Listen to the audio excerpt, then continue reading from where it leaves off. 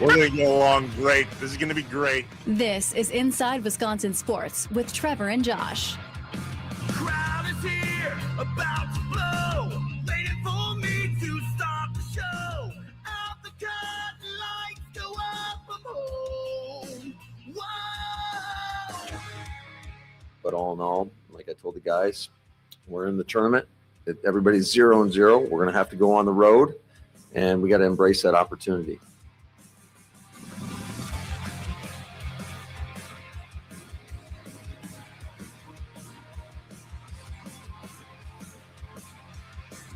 Well, they're in the tournament, Tommy.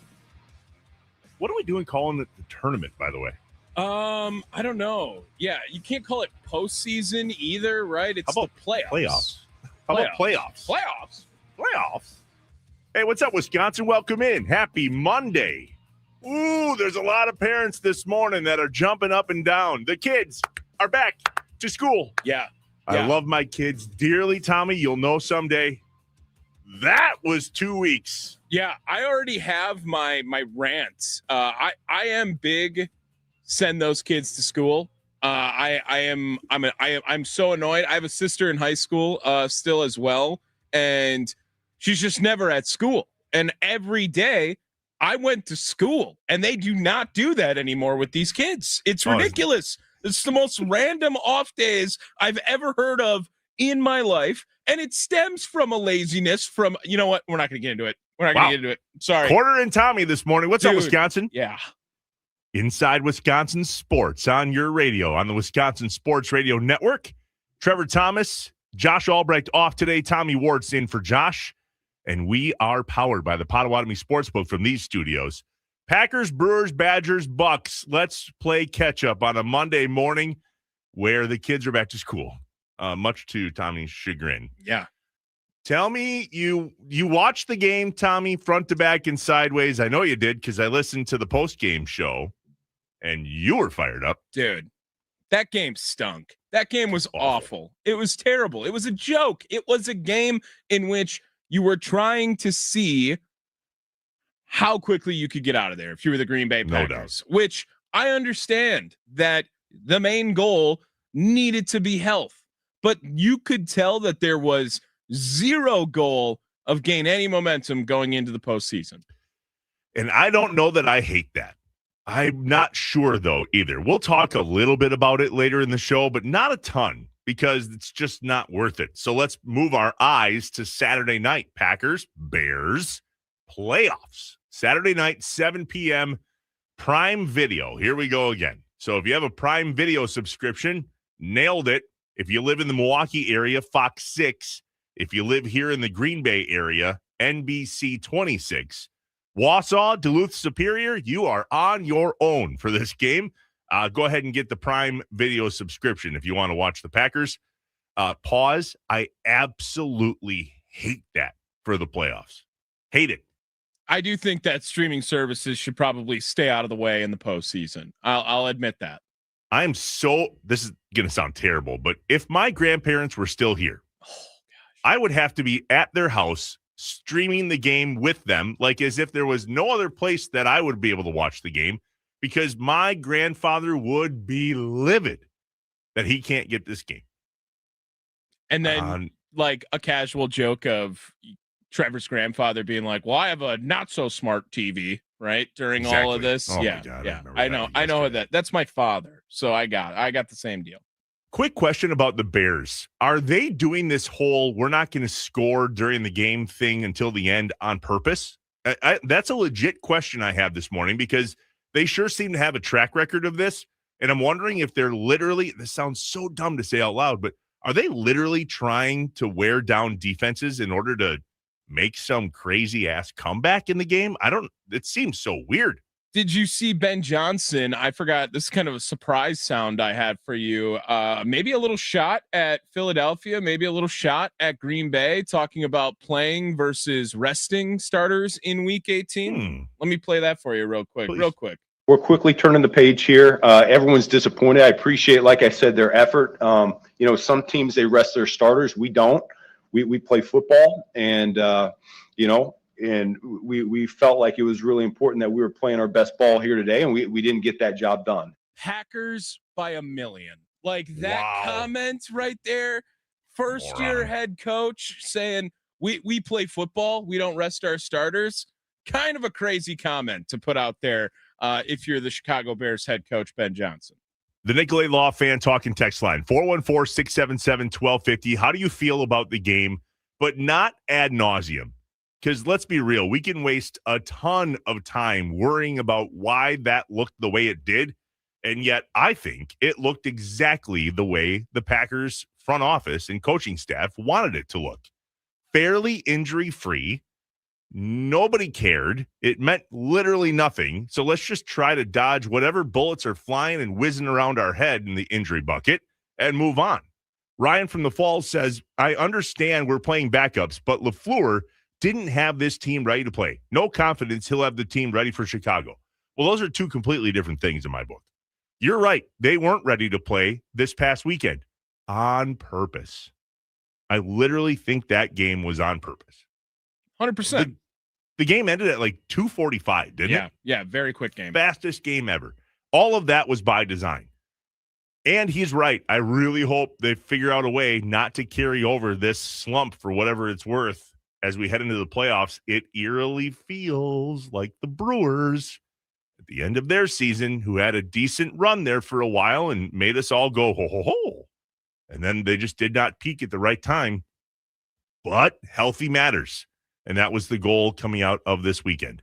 One thing I noted from the game, which has nothing to do with football, Matthew Golden, our guy Matthew Golden, has been in conversation for weeks now.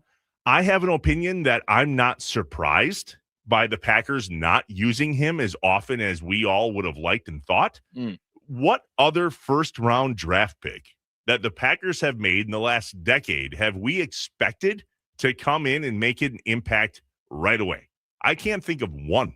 No, they typically like to make them wait on first rounders. However, I do think that comparing Matthew Golden to other first rounders is the bigger problem versus comparing him to Packers first rounders. Did you see the other list of wide receivers who had 0 touchdown passes? Yeah, I listened to this radio station. You guys talked about it last week. You sent it to Sparky. It's an unimpressive list, but go ahead and run it down again. Yeah, I'm looking through it right here. It was Kevin White was like the headliner on this. Kadarius Toney, another one that was on this list. There is no one who is a Pro Bowler by any means. Maybe we weren't expecting that out of Matthew Golden, but he was the first round pick of the Green Bay Packers. But there is no one on this list that is still in the NFL, I think. Laquan Treadwell was on there, I know, as well, too. It's not a pretty list to be on. You don't want to be on that list. 414-677-1250, the Nicolay Law Fan Talking text line. Tommy is flying this morning. Morning, boys. Glad I stayed up last night to watch the Steelers and Rodgers win from the 414. Man, talk about missed field goals. Yeah, that hurts at the end of last night's game. Wow. And that extra point that they missed there towards the end, the Steelers, did that not seem like there was some sort of magnet in the football? Seriously. It was like someone put a curse on the football in midair. Crazy. It's just like there is so many people who were standing on the left side of their television just blowing like that direction, and Crazy. they thought maybe it worked. And then unfortunately, it did. It just did for the Ravens. I want you to ask, are you doing the Mason Crosby show today? Oh, yeah. Of course you are, because you are a workaholic. That's insane. I want you to ask him how that happened. He'll have an idea of what caused the football to do that. But nonetheless, Rodgers in the playoffs once again. The Steelers pull off a victory last night against the Ravens, and it was one of the better football games I've ever seen in my entire life. We'll actually play some sound of that later on in the show. Packers, Brewers, Badgers, Bucks, other. Brewers. Whew, okay. We do not talk politics on this show whatsoever, but this affects the Brewers and in kind of a scary way. So we're all aware of what happened over the weekend with the U.S. and Venezuela, and I don't want to talk about that at all. However, Jackson Churio, Andrew Monasterio, and our catching prospect, Jefferson Cuero, are somewhere stranded in Venezuela to the point where we've now gotten U.S. representatives involved to try to get, Congressman Scott Fitzgerald put out 8 hours ago, the situation is still fluid. He's reaching out to the State Department to assist with the matter and help get clarity for the Brewers organizations and fellow Brewers fans. Wild. That is nuts, man. Yeah, and it's really weird that I've looked into it because you saw this, obviously the prominence that Latin America has in Major League Baseball. And I went to go search this up. It's virtually only the Brewers. The Giants I saw had a little bit of a story with this. Boston has been able to be in some communication with some of their players they have playing in the Venezuelan winter leagues, but it feels like it's just the Brewers, and by far Jackson Chourio seems to be the highest prominent name that is a part of this as well. And hopefully this works itself out for all Major League Baseball, and I have faith that it will. They have some time to do that. But yeah, the Brewers by far, it feels like the most affected by this news with the recent events in Venezuela.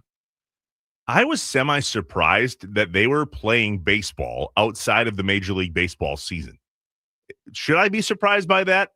No, I don't think yet with Chourio. He's 21, right? He's 21, 22 years old. He probably he's going to go home every off season, no matter what. And it's not like he's playing in this very stressful league. And we've seen like Dominican league players go and play in the Dominican Republic. So why wouldn't they allow it for Venezuelan players to go play in the Venezuelan league they have over there?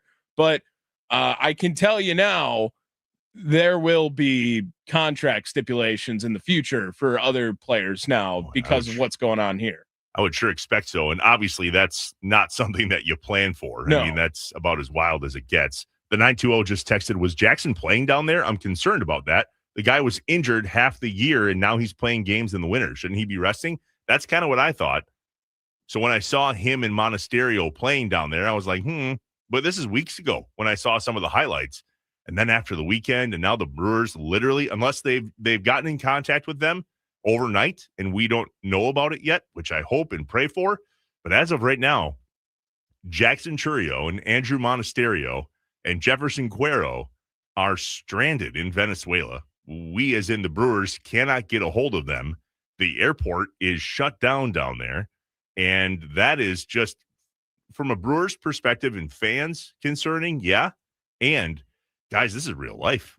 Like, holy buckets. Can you imagine? Yeah, it's a communication problem down there. It seems like the last I saw, they were trying to get like hour by hour updates. I don't think any serious danger, hopefully, has been reported at least right now. So it's just, a very tough logistical problem to continue to get through.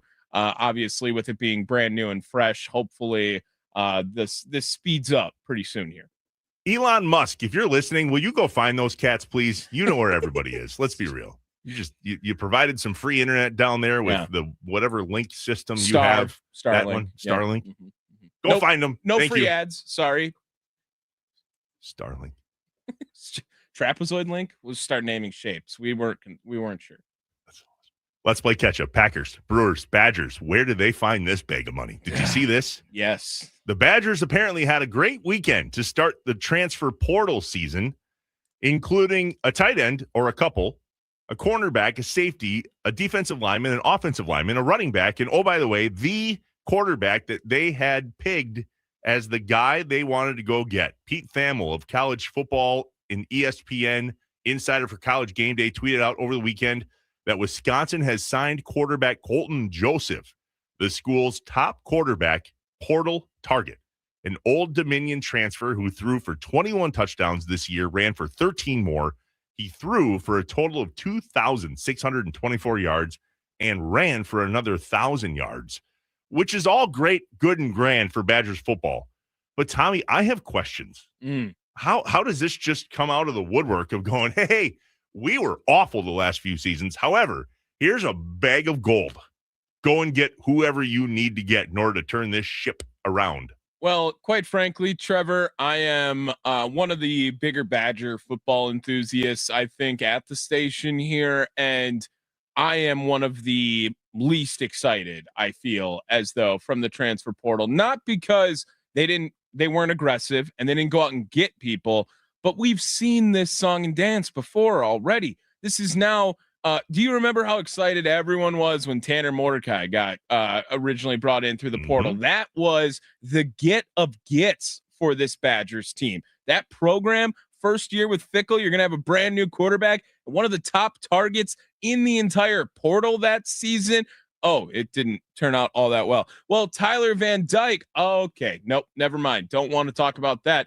Billy Edwards Jr., he's going to North Carolina next year. If you didn't see that, can't wait for him and Bill Belichick to get along with him not playing football. But anyway, regardless, I am going to temper my expectations on getting excited for a quarterback within the program at UW-Madison. I hope nothing but the best. And Joseph looks like a very versatile weapon that this team can bring out there. He's extremely fast. Plus, he can throw it around a little bit. Two of his losses were to college football playoff teams, Indiana and James Madison. People forget James Madison.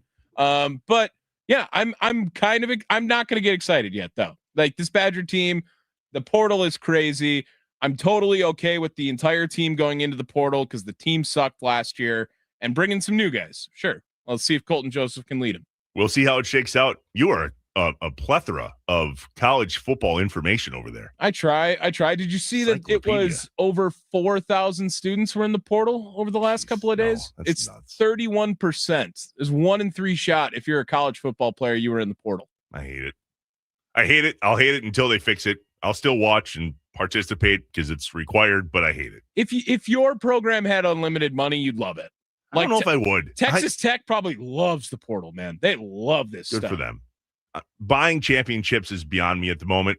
I feel the same way about the Brewers. I don't think that we should sit and try to get all this pile. I don't know, man. It's just where I stand on sports. I said literally, Tommy, 10 to 15 years ago, I said that I don't think professional sports, and now it's gotten into the college ranks, is a sustainable business model. And we're starting to see the gap increase. It's not getting closer. It's getting further apart. And so for a fan, we talked about this all summer long with the Brewers, how annoying it is that Major League Baseball is broken. It's only getting worse. And the same thing with college football. It's only getting worse. So I don't know if it's sustainable long-term because wherever they're grabbing these piles of money, that dries up eventually, man. Maybe, unless you just have oil money. Like, just continue to too soon feed that over there. Well, I meant for Texas Tech. Jeez, man. For Texas Tech. Good Lord. They are the oil money school. Let's find Jackson Churio first before we start talking about oil money. All right. Anyway, I'm never going to get $1 billion. I would love to see a guy from my favorite school spend it. That's how I feel about it. Valid. All right, we're playing catch up. Packers, Brewers, Badgers, Bucks won last night, 115-98. You saw a stat this morning about Giannis's 37 points. What was it? Well, Giannis is the first player since Chamberlain, I believe in 62 or something like that, to be averaging over a point per minute. Feels like we're just fishing for stats at this point now. No one cares about points per minute. No one does. What's per 36 if we're talking about points per minute? I don't know. I don't know. I can't follow it. I don't want to follow it. I think it's a joke. And yet, hey, look, Bucks winning with Giannis. Yeah. That's a good problem to have. The other portion of the show, there's two things here. Number one, if you missed it last night, one of the better college football games you'll ever see. UW River Falls, D3 national champions. Here's how it sounded. Well, Tarnation Tavern and Johnny's Bar, the party has started. Because the Falcons are headed back to River Falls as national champions. Wow. Amazing. I mean, River Falls? River Falls. And Matt Walker, their head coach, spoke after his first natty, and this statistic about them not winning games is crazy town. We'll listen to him first. A lot of teams lose this game against him before the game starts because the logo on that helmet, and I understand why. I said we might get beat 100-0, but we were not going to not be aggressive on all 3 phases. We did it today. It didn't go smooth. The cadence of the game, like I told you to have, was really in their favor. And then we got the stops we needed, and we knew we could score it. And the toughness and grit of this football team, I'm speechless. Tears running down his face as he was saying this, just to paint that picture for you. If I was him, I'd have him too, because within the last few years, Tommy, I don't know if you noticed, they had a season where they didn't win a single game. Not a single game. And to go from that in Coach Walker's tenure to a national championship, the first ever for UW River Falls, and the first one back in Wisconsin since UW Whitewater won it a few years back. Outstanding. Happy for them. We have a note in, by the way, to UW River Falls this morning to see if we can't connect with Coach Matt Walker to check in with him. We'll see if they get back to us. If it's anything like when UW Whitewater won it, they're sleeping. Yeah. That's it. They should be. Go celebrate, boys. I'll tell you that story a different time. Hey, Milwaukee at Green Bay tonight, 6 o'clock, the Crest Center. Can't wait for that. I'll be there. Maybe Tommy and I will pull a little Milwaukee Green Bay wager on that before the game is out. I'm down. My mom was a Panther.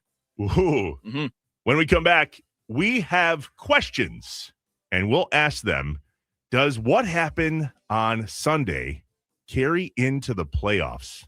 We'll see.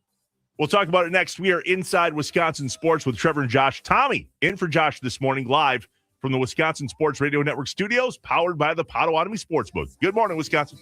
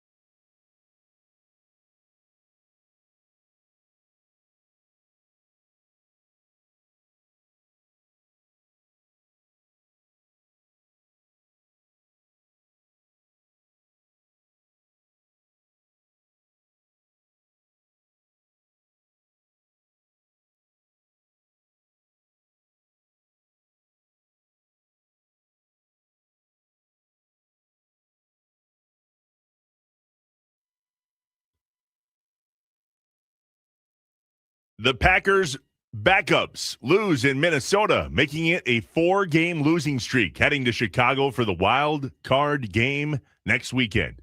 You won't want to miss 9 to noon with former Packers fullback John Kuhn, followed by the Mason Crosby Show, presented by Verizon from noon to 2 here on the Wisconsin Sports Radio Network. What's up, Wisconsin? Welcome back inside Wisconsin Sports with Trevor and Josh. Tommy Wart's in for Josh this morning. And here we go, Tommy. A Monday edition of I Have Questions.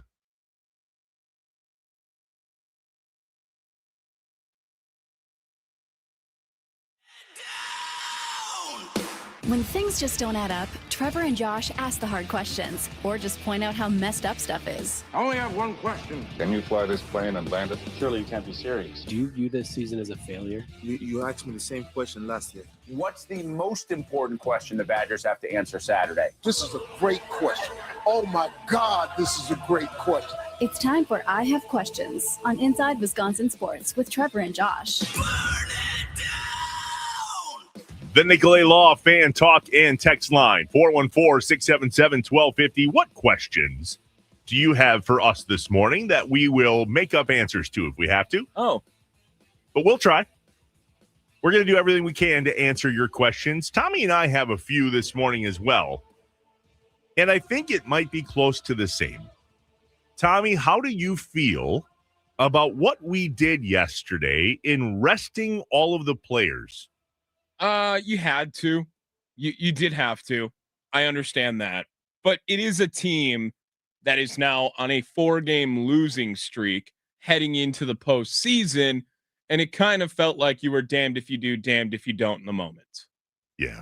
It was an awful game to watch. Awful. I was in a meeting until about 12:30. I think I got home. Well, not lucky because I caught wind of how it was going and had to go back and do my best to watch it anyway. But I was fast forwarding. I figured out if I clicked my button twice, it was as if I was just watching the all 22 where I could like fast forward to the next one. There wasn't much to see other than thank God Daniel Whelan's leg didn't fall off yesterday.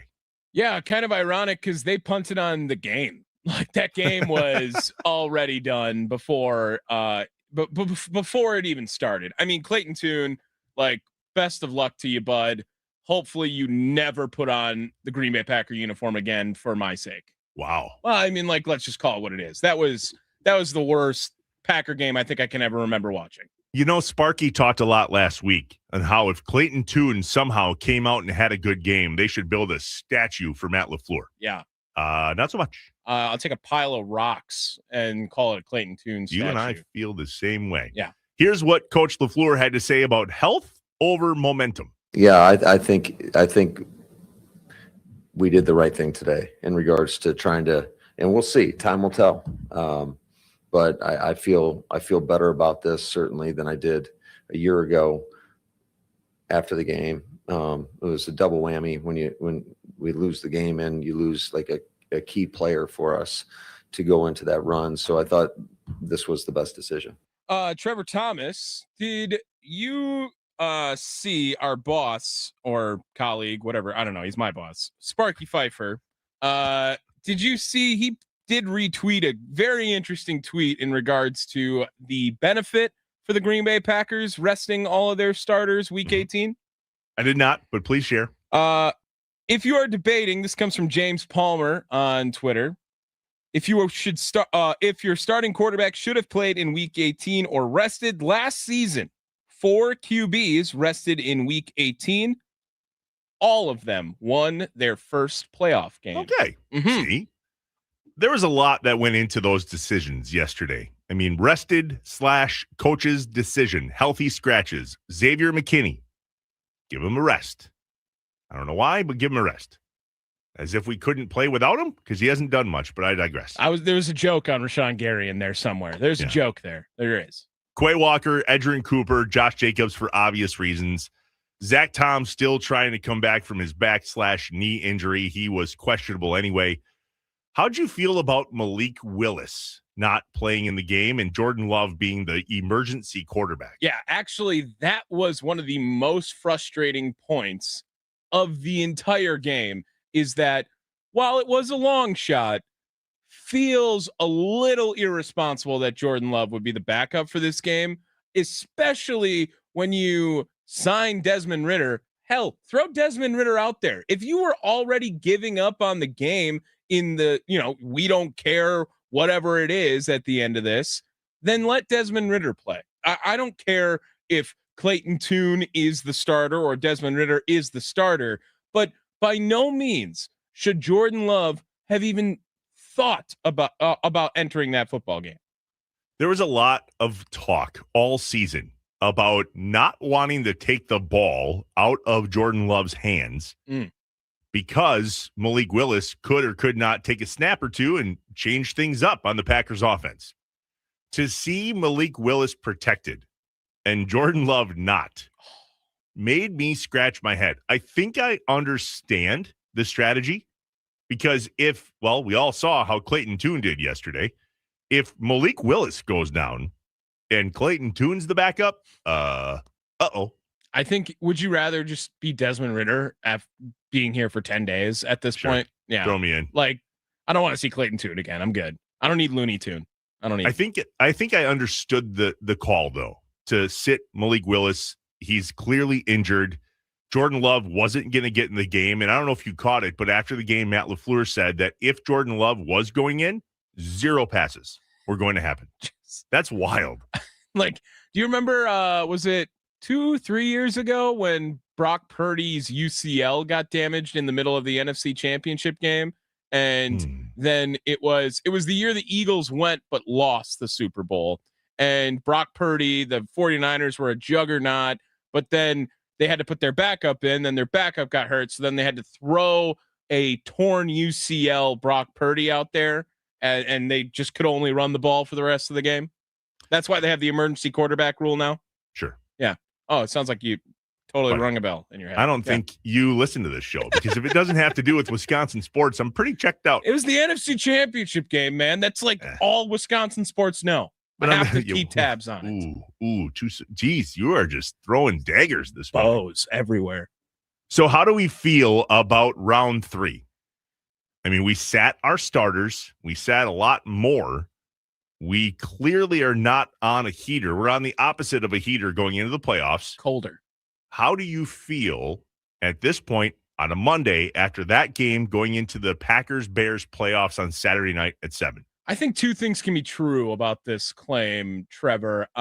Number one, I think the Packers' best chance of winning a playoff game is against the Chicago Bears. I agree. I wanted to play the Bears. That's the best chance.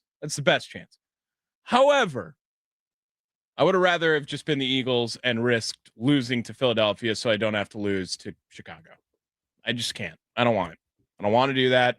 I believe they have a better chance to win this game than they did against Philadelphia if they were going to play them. But there feels like a little bit of universe balancing here. Cubs, Brewers, Bears, Packers. Like I'm not in love with the matchup. I'm not. Of the big 3, Packers, Brewers, Bucks, there have only been 8 times that these teams have played each other in the playoffs and knocked each other out. Bears, Packers, Cubs, Brewers, Bulls, Bucks. 8 times. How do you think Wisconsin fares in those 8 matchups? I think they're 2-0 in the last 2, unless I'm missing a Bucks one in between there. But the last time, obviously, it was Bears, Packers. The Green Bay Packers were winning the Super Bowl. So, and then obviously Brewers, Cubs this past year. But I don't have any recollection of the other ones. Well, it's because you weren't alive for the majority of them. Oh, okay, cool. Wisconsin over Illinois 5 times. Illinois over Wisconsin 3 times. This is nuts.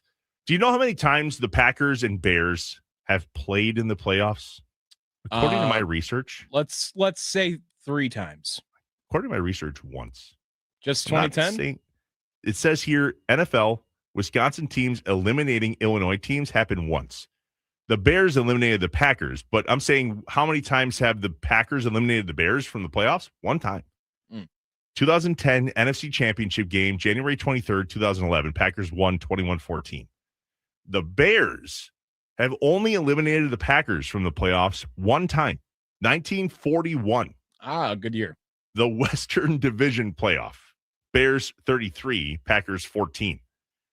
That's it. Is that right? There's probably only 2 NFL teams at that time. Like all you could do was eliminate each other. So yeah, it makes sense. I mean, the 2 franchises been around forever. And again, when I'm surprised it's not more. There's not more from that time period. Like you're talking about Bears, Packers, Cardinals. Are the Eagles a thing by then? Rams might be. Like again, there's we're probably talking about the the Columbus Stallions are in this league or whoever it is at the time. The Brewers eliminating the Cubs from the playoffs this year is the only time a Major League Baseball team from Wisconsin and or Illinois knocked one of the other out of the playoffs. Oh, so it's mostly Bulls, Bucks, which makes sense because of how the NBA formats their postseason compared to the other sports. The Bucks eliminated the Bulls in 1974, 1985, and 2022. The Bulls eliminated the Bucks in 1990 and 2015. Only 8 times has a team from Wisconsin and or Illinois knocked each other out of the playoffs. That's bonkers to me. It just seems so close, and there's so much hate, yet rarely do these teams play each other in an elimination piece in the playoffs. Well, and I think it was until when there was only 2 rounds of baseball playoffs. Brewers weren't very good in the 90s, right? But just based on how many times they played, doesn't it seem like it should be more than that? I guess, but it makes the most sense that basketball is at the top for me. Half the teams make the league or make the postseason, and then on top of it, they don't have any sort of seeding on division. It's just strictly record based in the leagues. Like I think that it makes the most sense that basketball has the most. I would have guessed that, but I guess it's kind of sparse otherwise. BVG in the Berg on the Nicolay Law Fan Talk and Text line 414-677-1250. Is there literally anything that could have happened yesterday that you would have changed your mind on Matt LaFleur? BVG, please tune in at 7 because that is my entire morning mind dump. And Tommy and I believe, are on the same page on this. But first, we have to play you the most electrifying sound of the day. If you missed the end of the Steelers-Ravens game last night, we got you. And I guarantee you that game today is on NFL Network because it was an instant classic. Oh, yeah. One of the better NFL games I've ever seen. Aaron Rodgers back in the playoffs comes out on top in absolutely epic fashion. The thrill of victory and the agony of missing a kick twice. We are inside Wisconsin Sports with Trevor and Josh. Tommy Wart's in for Josh this morning, live from the Wisconsin Sports Radio Network studios, powered by the Potawatomi Sportsbook.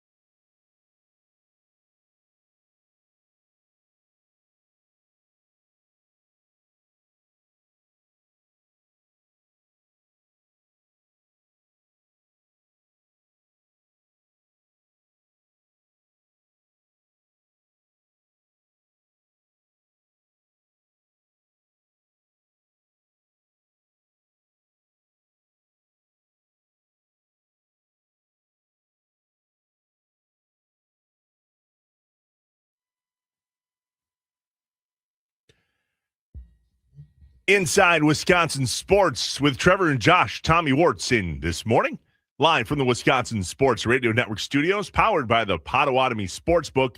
Reminder, if you miss any portion of Inside Wisconsin Sports, open up your favorite podcast app and search Inside Wisconsin Sports. There you will find every episode by the hour, by the segment, by the highlight, whatever you want. You can follow up with us there, Inside Wisconsin Sports, on your favorite podcast app. Tommy, you have like 9 sounds to choose from. Time for today's most electrifying sound of the day. It's time for The most electrifying. sound of the day The most electrifying. on Inside Wisconsin Sports with Trevor and Josh. Brought to you by Best Electric. Learn more at bestelect.com. Don't stress. Connect with the best.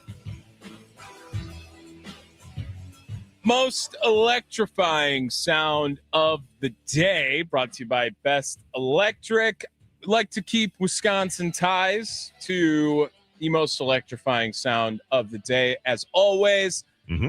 But what about Wisconsin roots as opposed to Wisconsin ties? Our good buddy Aaron Rodgers clinching the NFL playoffs yesterday without little loopy guy. What's his name? Braden Loop? I can't even remember now. Tyler Loop. There it is. Guy. Yeah. Rookie year, scarred for life. Yeah, I think. Oh, man, what are we doing here? It's this one right here. I got it. Snap good. Hold it. The kick is no good. It is wide right. And the Steelers are the champions of the North. Good job, Mike Tirico on the call, NBC, based on that. But Loop face in hands immediately. That was brutal, but a great football game. I thought for sure Rodgers and the Steelers were going to get screwed after Chris Boswell missed the first extra point of his life. It seemed like 4 years. 4 years. 2 of them missed 2 in 4 years. First time since 2023 he missed a kick. Now I wanted to play that kick to show you how electric that call was, and then listen to the Jake Bates kick right here, in which this kick for the Lions led them to a victory over the Bears in Week 18. From 42 yards out, trying to give the Lions the W.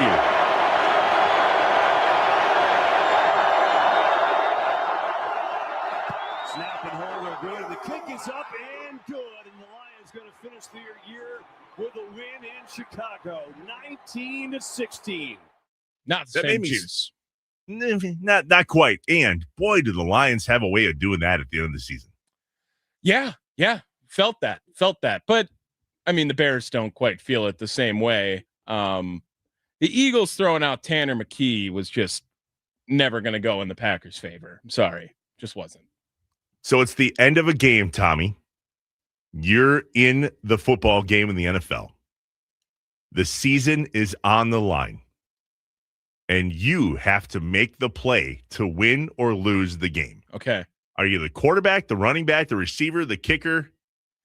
Who are you? Well, I'm not the kicker, that's for sure. I don't do that. I would say I'm on defense in some capacity. Whether how's the ball in you pick 6? Is Al that Harris, or something along those lines. Maybe it's like a BJ Raji meets Al Harris moment type thing, where a little bit of shuffle there, a little bit of run it back or strip sack, something along those way. I don't think I'm on. I played offense.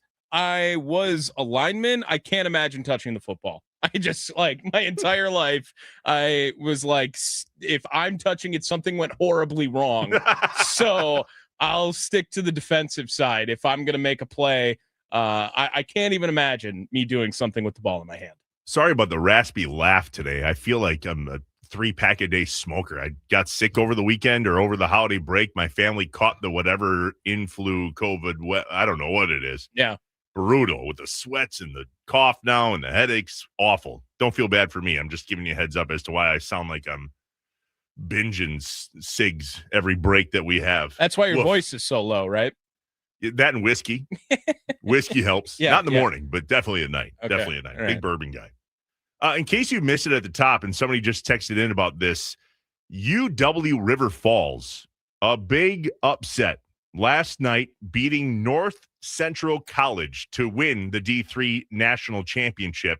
I believe, Tommy, if you could pull it up, we can play that sound one more time. It's definitely a celebratory day for Wisconsin. And at the D3 level, let's be real, we're a D3 powerhouse here. Here's what it sounds like. Well, Tarnation Tavern and Johnny's Bar, the party has started because the Falcons are headed back to River Falls as national champions. Yeah, but River Falls is never a part of the powerhouse conversation, Trevor. Like this isn't Whitewater doing this. This isn't Oshkosh doing this. Hell, lacrosse, people would assume, would have a better chance than River Falls of all of them. That's like the DMZ line of Minnesota and Wisconsin up there. No one expects them, but hey, good for UW River Falls. Second politics quote of the day. Nicely done. Jeez. Inside Wisconsin, sports. Good job to UW River Falls. Congrats to them. You're right. UW Whitewater, absolute powerhouse. I've mentioned on this show before, my brother won a national championship with them in 2007, I believe. Okay. Stag Bowl. That's when it was in Salem, Virginia. We definitely have crossover on some teammates over there, too. A couple Cudahy guys on that team. Nice. Yeah, that was the absolute most amazing thing to watch and see your brother carry around the D3 National Championship trophy. He's holding it in one of the pictures. It was absolutely epic. I could not be more happy for UW River Falls. That is something those guys will absolutely never forget. Yeah. Wisconsin has a D3 way about them. There's just no around it. I mentioned earlier that we reached out to UW River Falls. I actually sent a message to their sports information director at 4:07 a.m. this morning to see if we can't get their head coach, Matt Walker, on the program this morning. If he's anything like we were after Whitewater won the D3 National Championship back in 2007. I don't know what time it was. It was the wee hours of the morning, but I was having a cocktail or two with then head coach Lance Leipold. I think we were in his room. I have no idea. Could have been 2, could have been 4, could have been 10. Nothing. Do you want me to tell you that while you were drunk with Lance Leipold, I was learning basic addition in first grade? Okay. Jeez. You know, sometimes those can just stay in your head. Inside voice. And when I say inside, I mean inside. The Morning Mind Dump, the Monday edition, is next. We refuse, frankly, to sit and complain about whatever that game was yesterday. However, one piece of news came out over the weekend in regard to the Packers, and it was a quote from Ed Policy. A lot of people are reading this quote that came out on Packers.com as if Ed Policy is saying, I have Matt LaFleur's back. I'm not so sure. I'll let you know how I'm reading this. Tommy will share his thoughts, and we want yours. That's up next here on Inside Wisconsin Sports with Trevor and Josh. Tommy Wart's in for Josh this morning, live from the Wisconsin Sports Radio Network studios, powered by the Potawatomi Sportsbook.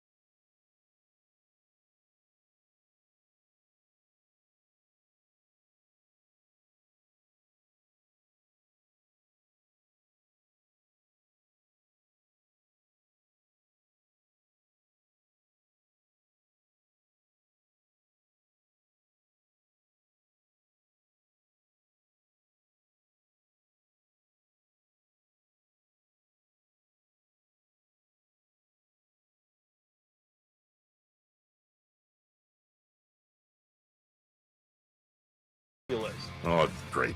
We're going to get along great. This is going to be great. This is Inside Wisconsin Sports with Trevor and Josh. Crowd is here, about to blow, waiting for me to start the show. Out the curtain, lights go up, I'm home. Whoa! Yeah, I mean, I think every year is a different year and different experience, and you got to learn from your past, no doubt about it. And I think it's just, the urgency that needs to be there from the moment we start preparing, which is really right now, in terms of for those guys that battled today, getting their bodies back.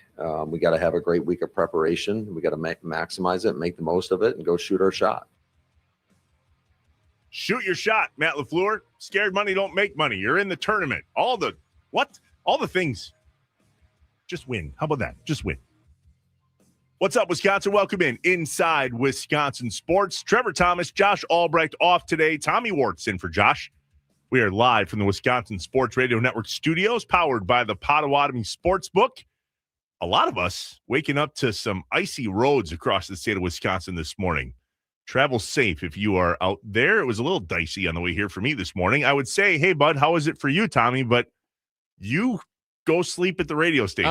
The drive this morning at 12:30 a.m. was fine. Thank you. Was this morning. Wow. Yeah, What do you mean? How do I do it? Like, what am I going to do? Like, you know why I do it? You know why I do it, Trevor? I would like to know why. Today, we usually meet at 5 a.m. Today, we met at 5:06 because I slept until 5 a.m. today. And you know what? I would rather sleep on a couch 45 minutes longer than on my bed. Interesting. What about maybe just going, I don't know, to bed earlier? No, try that. That's not an option. Doesn't work? It doesn't work like that. I'm a night guy. When I started in the radio business, I was a night guy, and that has forever messed up my internal clock. And you know as good as anyone, Trevor, no one is ever used to getting up early. You are used to being tired. Yeah, we had a few days off too for Christmas and New Year's, and this morning hurt. Not as bad as I expected it to. Probably because I took it easier on a Sunday during a Packer game. I've learned my lessons, to say the least. That I'm sick, and I'll get over it. What's up, Wisconsin? Lots to talk about today. Packers, Brewers, Badgers, Bucks. We did the catch-up earlier. One quick note, we're watching for news, but in case you missed this earlier, the Brewers cannot currently get a hold of Jackson Chourio, Andrew Monasterio, or our catching prospect, Jefferson Cuero. They are stranded currently in Venezuela. We all saw what happened between the U.S. and Venezuela. No, you are not listening to a news station. We do not talk politics on this radio show. And this is real life. Like, the Brewers cannot get a hold of Jackson Chourio and Monasterio and Jefferson Cuero. So hopefully today, along with the help of U.S. representatives now, I mean, they're really trying to make sure that these cats are okay, that we're able to get them back with airports shut down. But as a Wisconsin sports fan, yeah, Packers, Bucks win, UW River Falls, but waking up to news that we still, I mean, I saw this yesterday, but we still cannot get a hold of Chourio and Monasterio. Man, that freaks me out. I hope to God those dudes are okay. Yeah, and I'm still just so puzzled how it's not a bigger issue with more organizations. Not that I'm rooting for that or wishing that, but I just think that it's so weird how affected the Brewers are just in the early stages of this compared to the rest of Major League Baseball, when you know how prominent Venezuela is in today's baseball. So before we move to the morning mind dump, I just want to ask you a quick question. A buddy of mine just texted me and said, look at Trev doing the show this morning with baby Luke Combs. Oh, wow. Yeah, another fat white guy with a beard. Oh, wow. Yeah, Okay. I got it. Yeah, I've gotten that. You know, I mean, Kevin James. I look just like Kevin James. Like, I used to look like Jonah Hill. Jelly Roll was a big one. Now, no, that wasn't. You get Luke Combs a lot? I don't consider you a fat white guy. I've gotten that for sure. I mean, you don't have to say it in an like. I am so numb to fat guy lookalikes. Like, because of course. Like, if I shave my face, you guys would say Kevin James. 100%. Is that true? Oh, Can you do that for tomorrow? It's just if Leah Rahimi is here, I'll do it. That's what I got. What's that? Isn't that her name? What's the Rahimi? What the King of Queens? Watch TV, man. Come on. Sports, Wisconsin Sports. Sorry. All right, Monday morning edition of the Morning Mind Up. Here we go. Voices in my head, they counsel me, they understand, they talk to me. The coffee is kicked in. We're awake and ready to roll. Let's get some things off our chest and out of our heads. You don't know what it's like to be me out here for you. It is an up at dawn, pride-swallowing siege that I will never fully tell you about, okay? I'm as mad as hell, and I'm not gonna take this anymore. I'm in a glass case of emotion. What we've got here is failure to communicate. We got no food, we got no jobs, our pets' heads are falling off! It's time for the Morning Mind Dump on Inside Wisconsin Sports with Trevor and Josh. The Nicolay Law fan talk and text line 414-677-1250. What do you got to get off your chest after that game, in finger quotes, yesterday between the Packers and the Vikings? I think the Packers were there. We're not really sure. 414-677-1250. Go ahead and give us your morning mind dump. So Tommy and I talked last night as we were putting the show together this morning about this quote from Ed Policy that showed up on Packers.com over the weekend. They call it Policy's Perspective. It's a piece that I believe Ed does once a month, and he just comes out and answers questions of fans and kind of goes from there. There was a quote that made the rounds on social media in regards to his thoughts on where the Packers are. Can I read this quote for you quick? And then, Tommy, I want your perspective on this because I think I'm reading it a little bit different. Okay. Here's what it says from Ed Policy. Adversity is the norm in the National Football League, and I am extremely proud of how our team has handled many challenges. Last season, we struggled within our division, and this year we improved to 4-1. We've persevered through a litany of injuries and a very challenging schedule and placed ourselves in a position to compete for our ultimate goal, a Super Bowl championship. Yeah.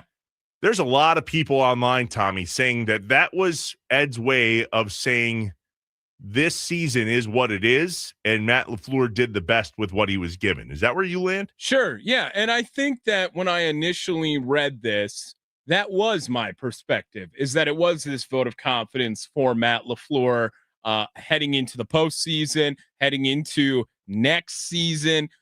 I do believe that when I read this the first time, at least, yes, I did think it was a support of Matt LaFleur. So I've read it a different way, and I'm curious to know your thoughts. And by the way, the 262 saying on the Nicolay Law fan talk and text line, 414-677-1250, the day doesn't start right until Trevor's knocking LaFleur in some capacity. Just admit it already. You don't like him. It's not that I don't like him, because that sounds like I don't like the dude. I'm just not sure on the coach anymore. Oh, they obviously don't listen past the morning, because that carries forward. I typically feel like every show is in some way there is a rift with Matt LaFleur on every show. So the way I read this quote from Ed Policy doesn't necessarily jive with what the rest of the internet and yourself, Tommy, are thinking this means. A lot of people are saying that Ed said this in order to have Matt's back. It's essentially him saying, listen, the season was what it was, and let's not be surprised when he gets signed to an extension, because how could we hold accountable a coach with all these injuries the way this season shook out? Then I read it this way, and I'm not so sure this is Ed Policy making excuses for Matt LaFleur. I think this is Ed Policy telling Matt LaFleur there's no excuse. Read it this way once. Take a listen. It says, listen, adversity is the norm in the National Football League, and I'm extremely proud of how our team has handled many challenges. Last season, we struggled within our division, and this year, we improved to 4-1. We've persevered through a litany of injuries and a very challenging schedule, and placed ourselves in a position to compete for our ultimate goal, a Super Bowl championship. And I think that last line is where you really get your perspective turned, right? The ultimate goal, a Super Bowl championship. Am I wrong there? What I hear Ed saying is we've done everything that we need to do to win a Super Bowl championship. And the NFL and adversity is a thing. So I don't care about the injuries. You've improved in the division. You've done all the things against a very challenging schedule, and we're in the playoffs. We're in the tournament. We've set ourselves up for a Super Bowl championship, and that's the expectation. I'm just wondering if there's that side to this is all. Well, Trevor, you have to remember right now, the decision isn't necessarily as easy as Matt LaFleur stays, Matt LaFleur fired. The decision needs to be Matt LaFleur fired or Matt LaFleur extended, because he is approaching his last year, or maybe a trade. I don't know if that's really a thing now. But anyway, like, the decision is, do you want prolonged Matt LaFleur? Because one more year, like lame duck year, we already heard that wasn't going to be a thing with Goody or with LaFleur. At least they don't want it to be a thing. This is now a decision of, if you don't want that to be a thing, either stay or go. That's what that means. And I don't know if I am in the boat. Well, that's false. For sure, I don't want an extension right now. For sure. You want to have him come back one more year and try to re-earn that trust? Cool. But that sounds like that is not a part of plan A for the Green Bay Packers organization. There's a piece to the whole injury thing. I get it. Looking at this from the outside, everything that you would read on paper would go, what were your expectations of the Packers once all of this happened? And I just read this saying, Ed Policy's like, hey man, this is normal. Like, this is normal in the National Football League. Now, to this level, I don't think it's normal. Well, and let's be honest. I mean, losing Micah Parsons was maybe too much to overcome for this team. And you bring up that line of adversity and how we've persevered through a litany of injuries. Have the Green Bay Packers? Because they haven't won a football game since Micah Parsons has been hurt. Yeah, that's the one injury that seems to take the cake. But I think what Ed's looking here is there's been a lot more than just Micah Parsons. How about when Zach Tom got injured on play 1 of the Cleveland Browns game? Did they persevere? Did they persevere through that one? How about when Jordan Love was out and then Malik Willis comes in, has the game of his life for a backup quarterback, and they still get blown out in the contest? Well, that happened last year, and Malik Willis won both of those. I just wonder where you stand, Wisconsin. Is this Ed Policy having Matt LaFleur's back, or is it Ed Policy saying, hey, man, the NFL is what it is, no excuses? The Nicolay Law fan talking text line 414-677-1250. What are your thoughts on how this season has shook out for the Green Bay Packers as we head into the playoffs? Packers-Bears Saturday night, 7 p.m. on Prime Video. Ugh. Al Michaels is the worst news of that. Do not get it twisted. Well, but Kirk Herbstreit is the good news of that. That guy is unbelievable at his job. Yeah, I know. And Al just needs to retire. Like, I'm sorry. I know some people don't care about the broadcasters. I am all in on him all the time, but Al Michaels, legend, Hall of Famer, one of the best to ever do it. Not anymore. Where do you stand on Matt LaFleur? I am in the boat of I would like to move on. I think that Matt LaFleur can still be a successful head coach in the NFL. I think that's more likely to find that success somewhere else other than the Green Bay Packers. I don't see it. I just don't see it right now. And I think whenever he shines without Jordan Love, that hurts his case as the coach of the Green Bay Packers. Maybe not as an NFL head coach, but right now, the plan includes 2 non-negotiables. Those are Micah Parsons and Jordan Love. If you cannot figure it out with those 2 non-negotiables, you got to go. Sorry. I was listening to the show on Friday. I was off on Friday. You filled in for me with Josh, and I thought you had the quote of the century. You said that I want a coach that speaks fluent Jordan Love. Yes. I was like, ooh. Tell me more about what you meant by that. I mean that whenever Matt LaFleur has comments of the offense looks more creative or the offense looks different with Malik Willis, I think that is because Matt LaFleur and Malik Willis run a simplified offense that allows for a lot of correction during the play because of Malik Willis's legs. Elite. Great. I also want to make sure that everyone knows I love Malik Willis. He is awesome to watch. He is good. He is good at football. I have no doubt in my mind about that. But when Jordan Love plays at his best level, he is so much better than Malik Willis. It's not even close. We've seen it year by year. We have seen elite level Jordan Love. Look at Pittsburgh this year, Dallas this year, Dallas in the playoffs, right? Last year, again, like when we see amazing on it Jordan Love, he is one of the best quarterbacks in the National Football League. Why do we not see it every single game he plays?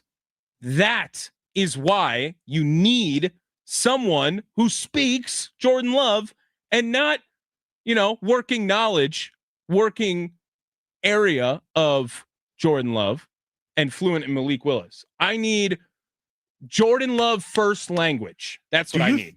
Do you think, Tommy, though, that based on how often Jordan Love has been injured, because one could easily make an argument that Jordan Love's a little injury prone these days, is that Matt LaFleur's fault for how he's calling the game and not speaking fluent Jordan Love? Or do you not think that he's a little injury prone? I think injury prone is a very strong phrase to put on Jordan Love, to be honest. Concussion, I don't think falls into injury prone. Shoulder. Right. But concussion was this last injury situation. So like virtually healthy all year. And then didn't play these last 2 games, even though he probably could have played the last one. Let's virtually healthy all year, buddy. He hurt his shoulder early on. Wasn't that in game 1? Well, it was the shoulder injury last year that everyone started developing injury prone, right? Or whatever it was in the first. It was the knee last year. The knee last year. Right. The shoulder never held him out of a game. And I don't think this year we were really ever saying the health of Jordan Love seems to be impacting his play on the field. Last year, that was something that it felt like you could tell so obviously. Looking at him able to move around with his legs a little bit more this season. No, I wouldn't consider Jordan Love injury prone. I don't think that that's Matt LaFleur's fault either if Jordan Love gets injured. The 715 on the Nicolay Law Fan Talk and Text line, 414-677-1250. I think Policy's statement is both. He's saying it was a rough year with injuries, etc. However, to not make an excuse to the fans, this is what the league is, and we will strive to do better. I think it's an indictment on LaFleur. Personally, I only want Matt LaFleur to go if there's a better offensive mind out there to bring in, whether at head coach or defensive coordinator. Well, that pool is already started. Raheem Morris out in Atlanta.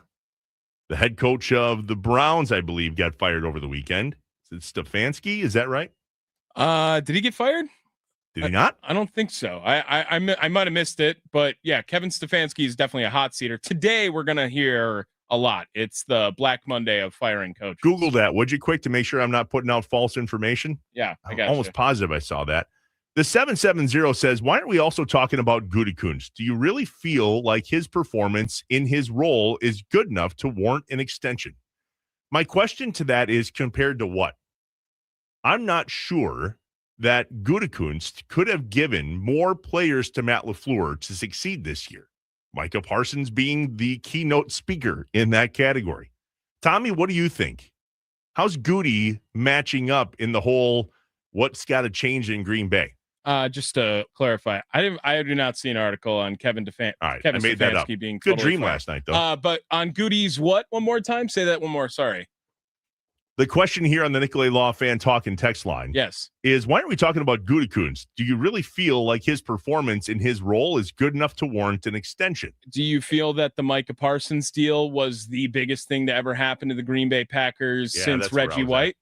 Like, I feel like that's got to be worth something. The whole he hasn't drafted a Pro Bowler since 2019, severely misleading. I think Jordan Love has played more than Pro Bowl caliber for a couple of seasons. I think that you still need to get credit for bringing in Pro Bowlers in Xavier McKinney and Josh Jacobs a season ago. While this Green Bay Packers team might not be in the total draft and develop phase that it was 15 years ago, Zach Tom hasn't been a Pro Bowler. We're going to say that he shouldn't have earned some sort of accolade in that feature with what he's done at the right tackle position. I get it that the draft right now is going to be a little bit tougher for Goody because he doesn't have that first round pick. He hasn't done very well with that first round pick in years past. I think Edgerrin Cooper in the second round, a lot of people would sign up for that. Jaden Reed in the second round, I'm okay with that too. Christian Watson in the second round, I'm more than okay with what Brian Gutekunst has done to attempt to build a roster in Green Bay. The 414 is going to light the pilot light of anger in Tommy. So I'm going to read this, Tommy, and then we're going to get to break, and I want your take on this when we come back. Okay. Because I think you're going to need a minute to settle down. Jason in Wind Lake says, okay, I'm completely over this Jordan Love praise. He's just a good quarterback. This is ridiculous. They paid the wrong guy, and now they'll lose the right guy with Willis. Pause. Don't say anything. When we come back, I want your take on that very thing from Jason in Wind Lake. Thank God you're not talking right now because there's not enough delayed seconds in our program. Okay. When we come back on Inside Wisconsin Sports with Trevor and Josh, that's Tommy in for Josh. We're live from the Wisconsin Sports Radio Network studios, powered by the Potawatomi Sportsbook. Woo-sa, woo-sa.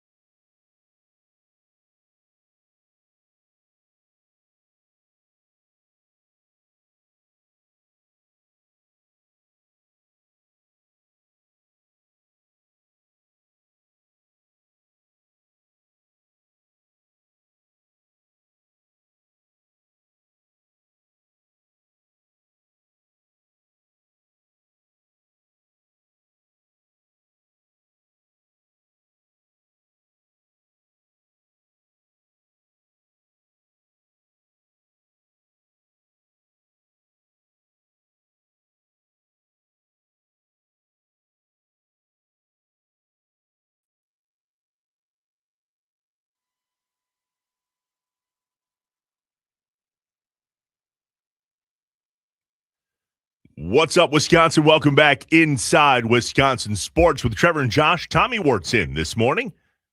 We appreciate you listening to the Wisconsin Sports Radio Network statewide on 99.7 FM WNFL in Green Bay and the Fox Valley. That's where I sit every single day.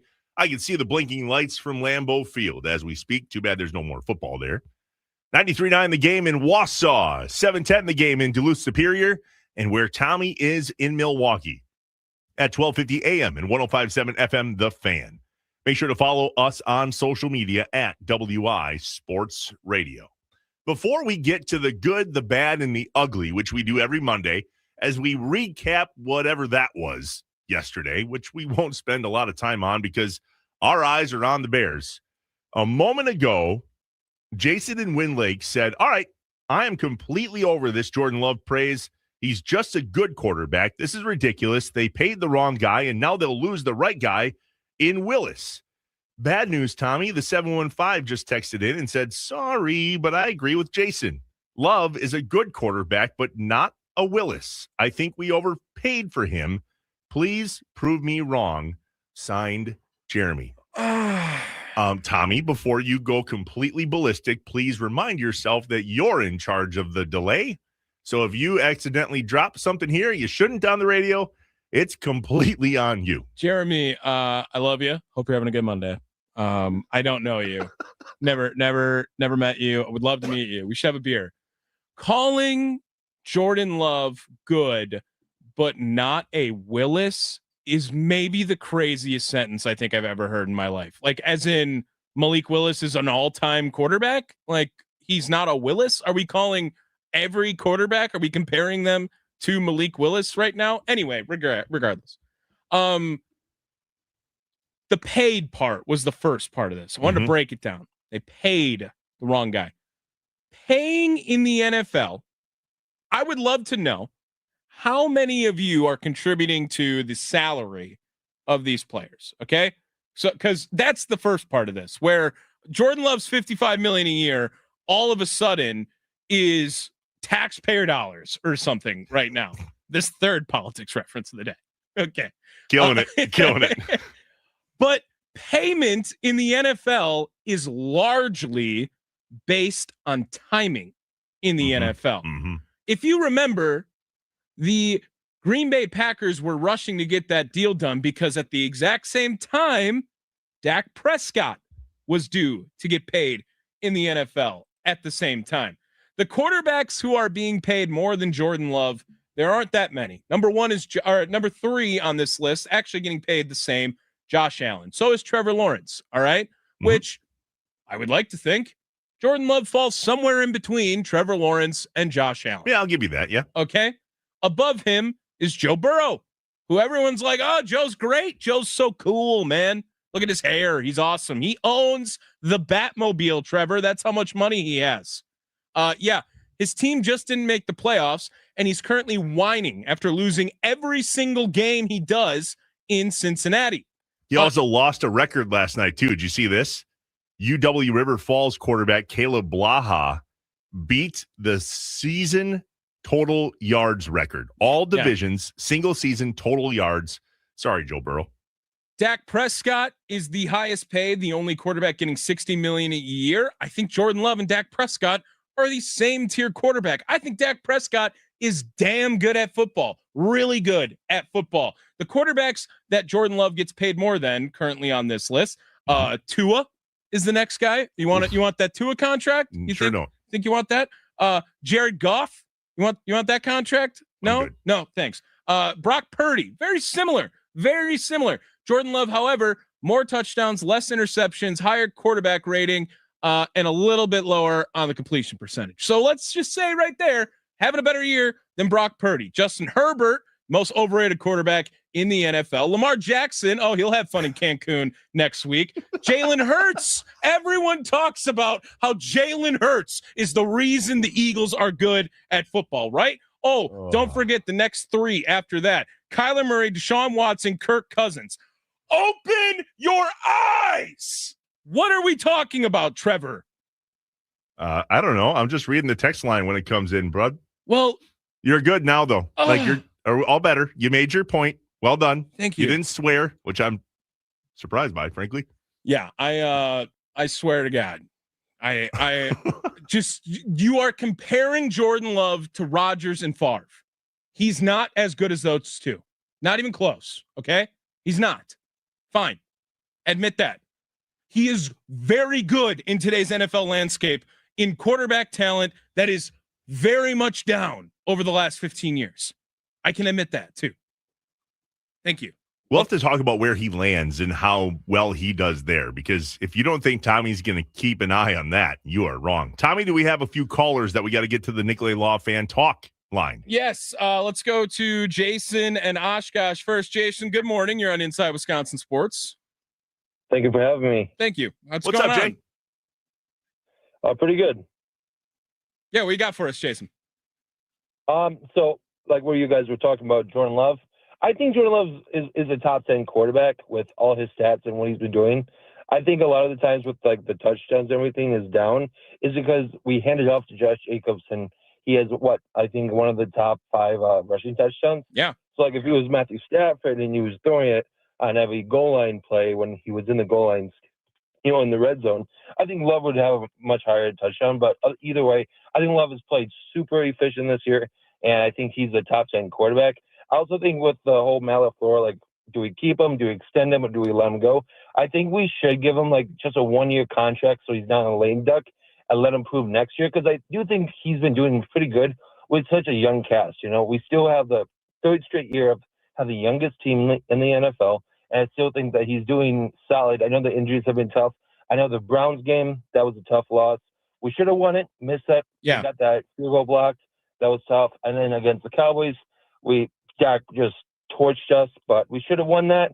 And then the Panthers game, that was terrible. But all in all, I think Matt has done solid. I think if we win the wild card, which I think we will against the Bears, I think he should get an extra year, just a 1-year extension to prove next year that when he has everyone, when he has a Micah, when we have a new cast where, we get rid of Rashawn Gary because he's just not the guy anymore.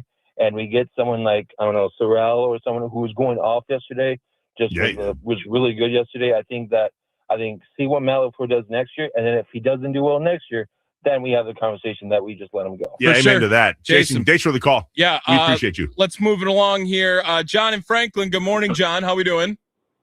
I don't know. I'm doing all right. Thank you for asking. John, we do this too often when the Packers lose. We do this way too often, John. Well, Tommy, I just despise the Vikings. Yes. And I understand that game didn't really matter a whole lot yesterday. But turning the sound off because the Vikings shrine love fest by the broadcast. God, I hate that. I was ready to just put my head through a wall. Mm-hmm. Yeah. But the defense actually played pretty well. I will say that was the worst offensive performance I've ever seen by a Packer team in my 57 years. But anyway, just a quick thought. I really didn't want to play Chicago. I got to be honest. Because I could deal with the loss to Philly more so than I'm going to be able to deal with a loss to Chicago and some of my Chicago buddies. And I will tell you this LaFleur's not getting, he's not going to sign a 1-year contract so he can be a lame duck again. But if he loses this game, he's got to go. Yeah, John, I'm with you there. John, thanks for the call. Do you think that LaFleur would turn down a 1-year contract extension? I don't know. I'm really intrigued with that. I don't know how serious a 1-year deal is versus, but the Packers Twitter rumors of trading LaFleur, I'm interested. Oh, I'm so interested. Did Sean Payton get traded to the Broncos? Yes, for a first round pick. For a first round pick. We could really use one of those. Oh my gosh. The Packers, I mean, if everything works itself out and all the higher seeds were to win, would have the 19th overall pick this year. That sucked when I read that. Top 20 pick. That's what they would have right now. That stung. But no, I don't know if Matt LaFleur, that's the whole thing I'm hearing, right? And that it ties into the trade rumors with this 1-year extension because it is is Matt LaFleur is the best thing for his career to stay with the Green Bay Packers all of a sudden, as if that wouldn't be the top job if it was available. There's no job better than the head coach of the Green Bay Packers in this job cycle right now. There would not be.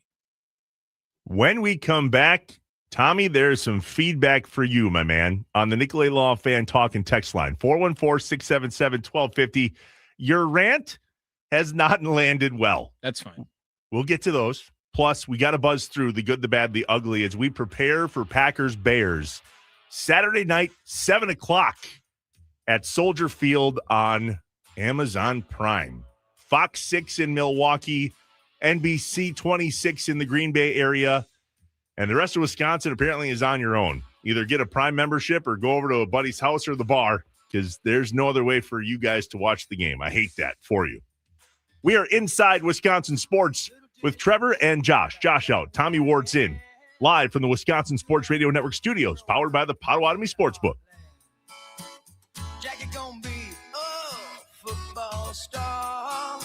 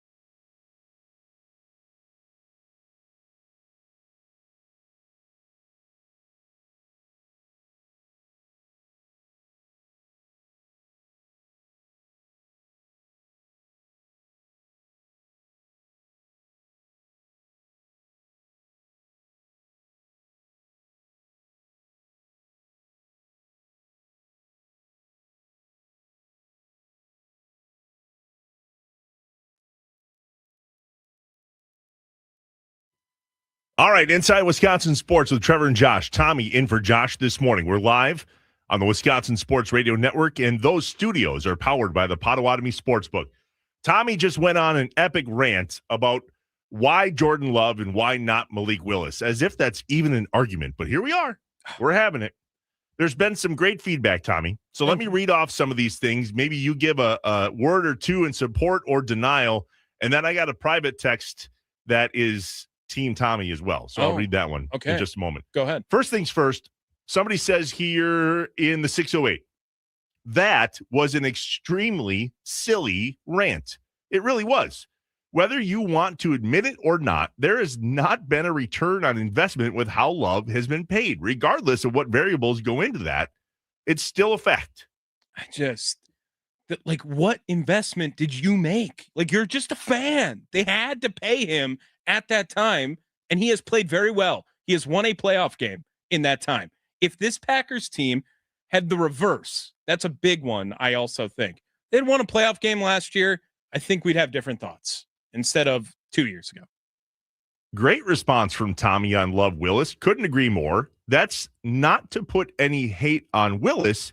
It's rare to have a top 8 and top 25 QB on the same roster. I think that's a good point. I think that right. I don't mean this in any disrespect to Malik Willis. I think two quarterbacks can be good on the same team. It just doesn't usually happen. Nate from North Milwaukee says the reason for Love slander is because we had 2 Hall of Famers before him. Yep. And also, this is on Matt LaFleur. You can't tell me that he calls the same game for Love and Willis. If Matt was a creative with his QB1, as he is with his QB2, this wouldn't be a topic. Yeah, and I think that that's there's 2 sides to that, right? I actually think that it does help Matt LaFleur as a coach to show off how creative he can be with Malik Willis, but I think it hurts him as the Packers head coach because arm talent is – have you seen this team run the football, Trevor? Like, should we be running the football more if you're the Green Bay Packers? No, they suck at it. They're not good. So by default, let's pass more, right? Who do you want to pass more, Jordan Love or Malik Willis? It's not even close. It's not even close.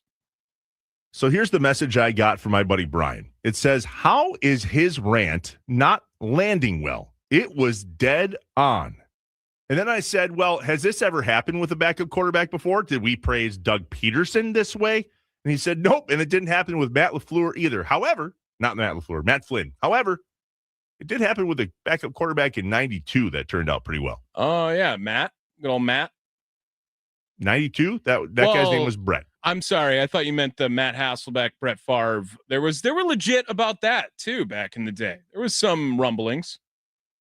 Sure. Dude, where were you in 92? Not even a thought.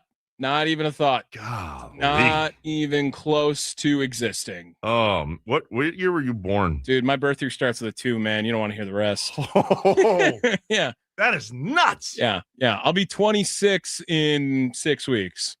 2000. Wow. Right. That doesn't sound that bad when I say it that way. That sounds like you're cool. You're hanging out with the young guys. Yeah. Yay, us. Oh, my God. Not old at all and bald. The 920 wants to fight me. Willis is Johnson's Creek. Love is Heartland Arrowhead. Wow. Okay. Well, happy Monday to you too. Good. Yeah. Nice. What a reference.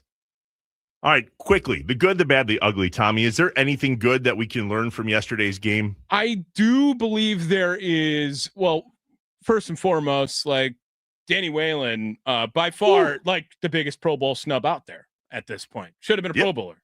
I think that's not his fault. He doesn't get to kick very often, but boy, when he does, lights out. Yeah. 8 punts yesterday, 432 yards on punts. That's 4 touchdowns. If you don't know, by yardage. However, this guy yesterday, pretty big day, I thought as well. It means a lot. I mean, this is what I've been working for all year. Thinking about an opportunity like this. I could never think that it would, come out like this. But I just want to thank God for that opportunity.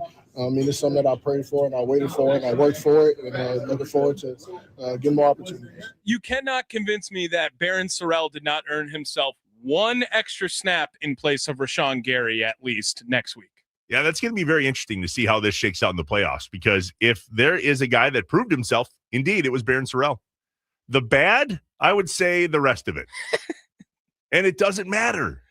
It was bad, though. It was really bad. It was not fun. We have negative 6 yards passing. I don't even have the box score in front of me for this game, Trevor. That's how much I cared about this game yesterday. I don't think it exists. Yeah, it was bad. There was one really ugly thing, and I cannot believe it's still happening. I truly believe, Tommy, that the Packers, and please listen to this entire sentence. Don't take this out of context. I believe the Packers could become the first team in NFL history to win the Super Bowl and still fire their special teams head coach / head assistant coach or whatever. Dude, are you kidding me with this touchback at the end of the first half? Dude, they don't know the rules. Now, I want to say this. I don't think I know the rules, Trevor. I really don't know what the hell happens on kickoffs anymore. You're not on the payroll. Yeah, facts. Not my job. But I don't get how they don't understand what goes on. Yeah, 1 foot in, 1 foot out, touchback. Let it go back. It's 35 yards. Out of bounds or not in the kick area is 40, I think. Like, I'm pretty sure I got them all, but still, not my job. There's this new technology, though, that paints lines on the field, which are a dead giveaway in regard to the rules. The landing zone, the end zone, the 20-yard line, the 35-yard line. It's just pretty black and white, man. The lines are all white, actually. Sorry, that was too easy. Dude. Brutal. I just don't understand why Bisaccia can't get through to his guys on how to play special teams. And again, this is not a knock on the personal person. This is the profession. And I do not understand. I don't. It's like insanity at this point. Yeah. You're going to have to try something different, brother. I don't think you can call someone insane and not say it's not a little personal. Thanks. Just saying. Right, you know what?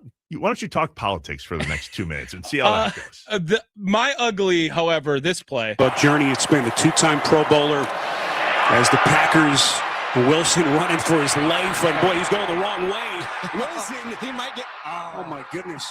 For a little Jim Marshall action here. 19 yards. Lost 19 yards on that play, and the call just as bad. Spiro and Arch, jeez, I can tell you that game didn't matter when those two guys are on the call too. Yeah, that was ugly, and I'm a pretty big Manny Wilson guy. Love to give him as much love as he gets. I don't think he gets enough at some points. Then he went out and lost 19 yards right in my face. So I understand some of the Manny Wilson hate today. Understand it. That's inexcusable. Texts are starting to come in on the Nicolay Law Fan Talking text line, 414-677-1250, talking about the line. The Packers-Bears, Saturday night, 7 p.m., Chicago.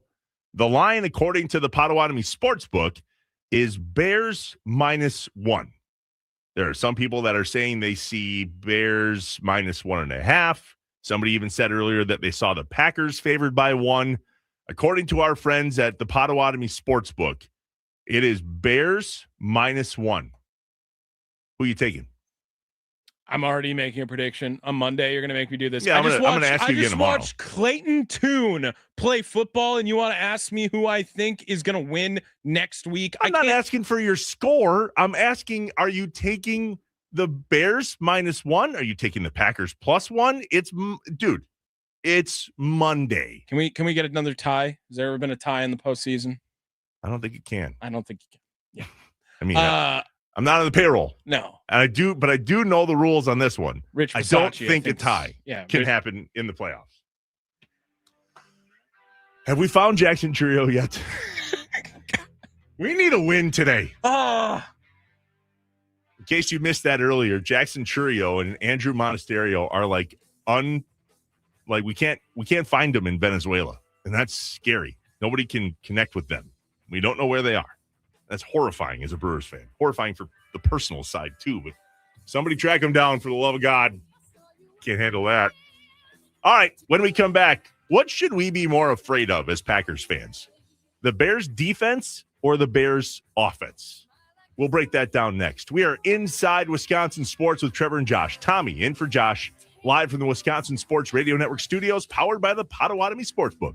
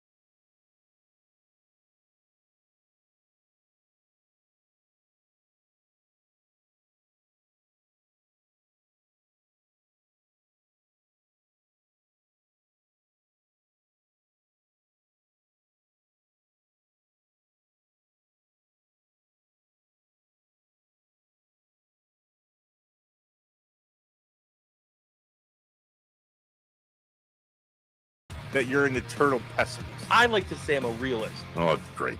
We're going to get along great. This is going to be great. This is Inside Wisconsin Sports with Trevor and Josh.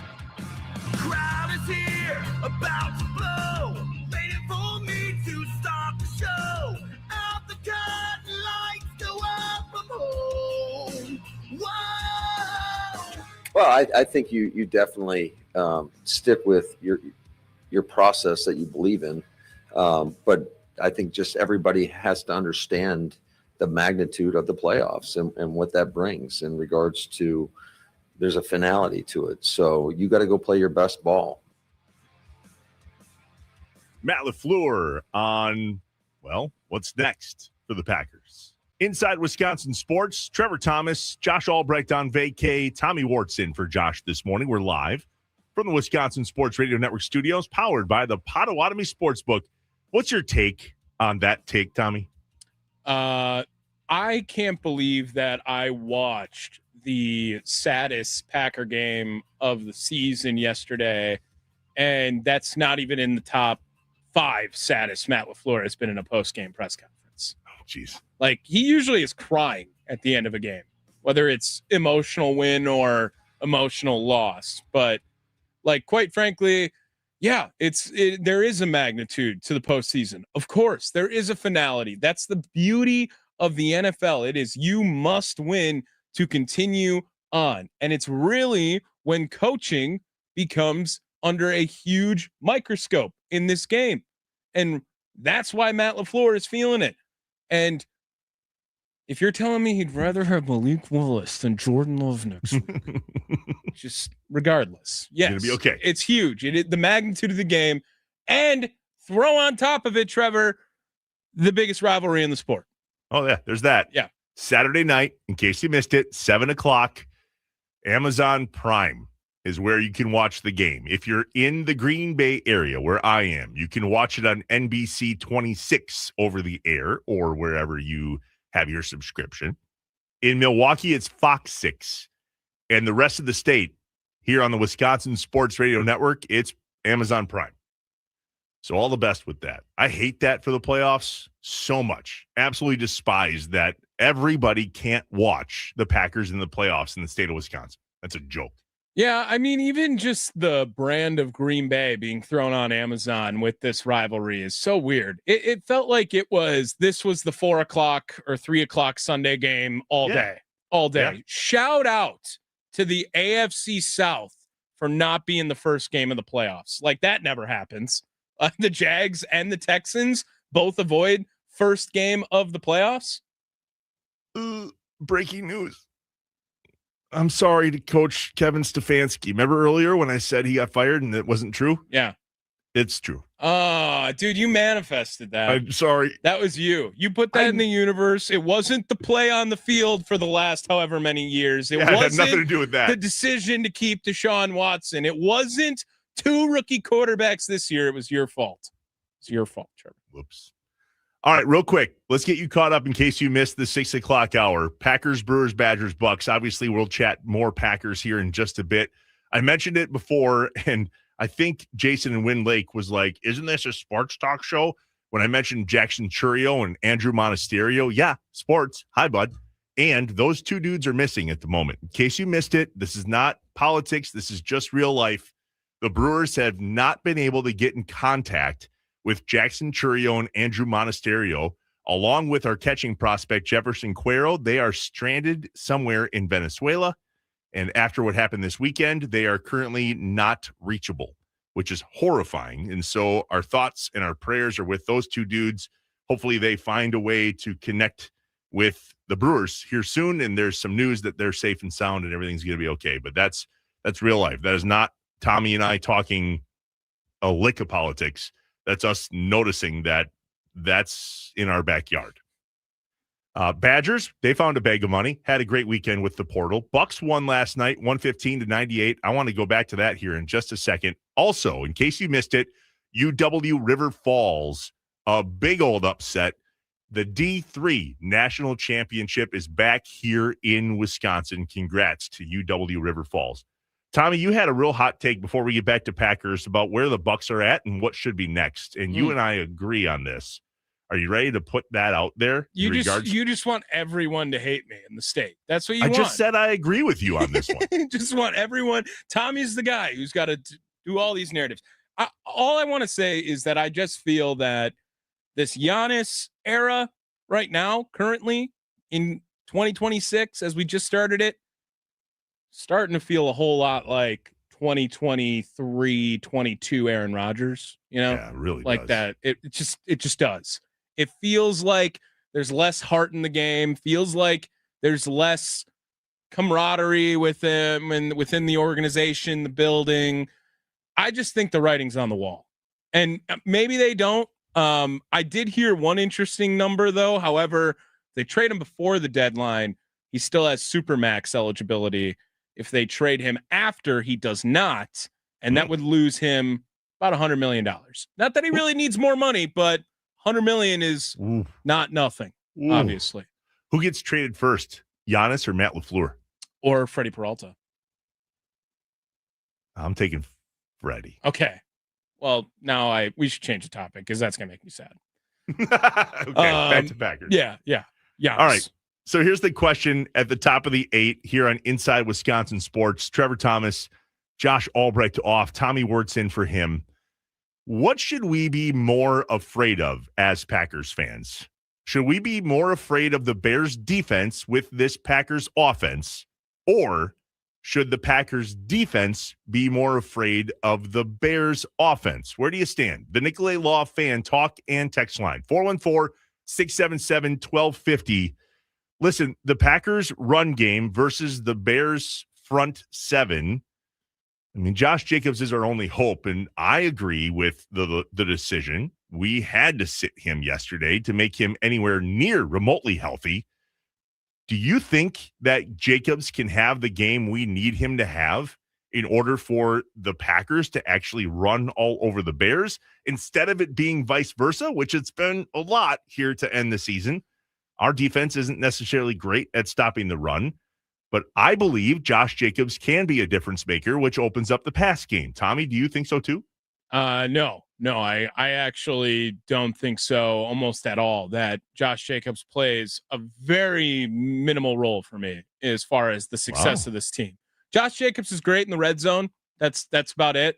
Other than that, not interested. I know the Packers have stunk in the red zone over this stretch too, where Josh Jacobs playing every game except for this last one. His health has been an issue. Maybe that's the part of it. Maybe that's why I feel this way about Josh Jacobs. But quite frankly, no, I don't think a Josh Jacobs game is necessary at all for the Packers if the Packers are going to be successful in this game.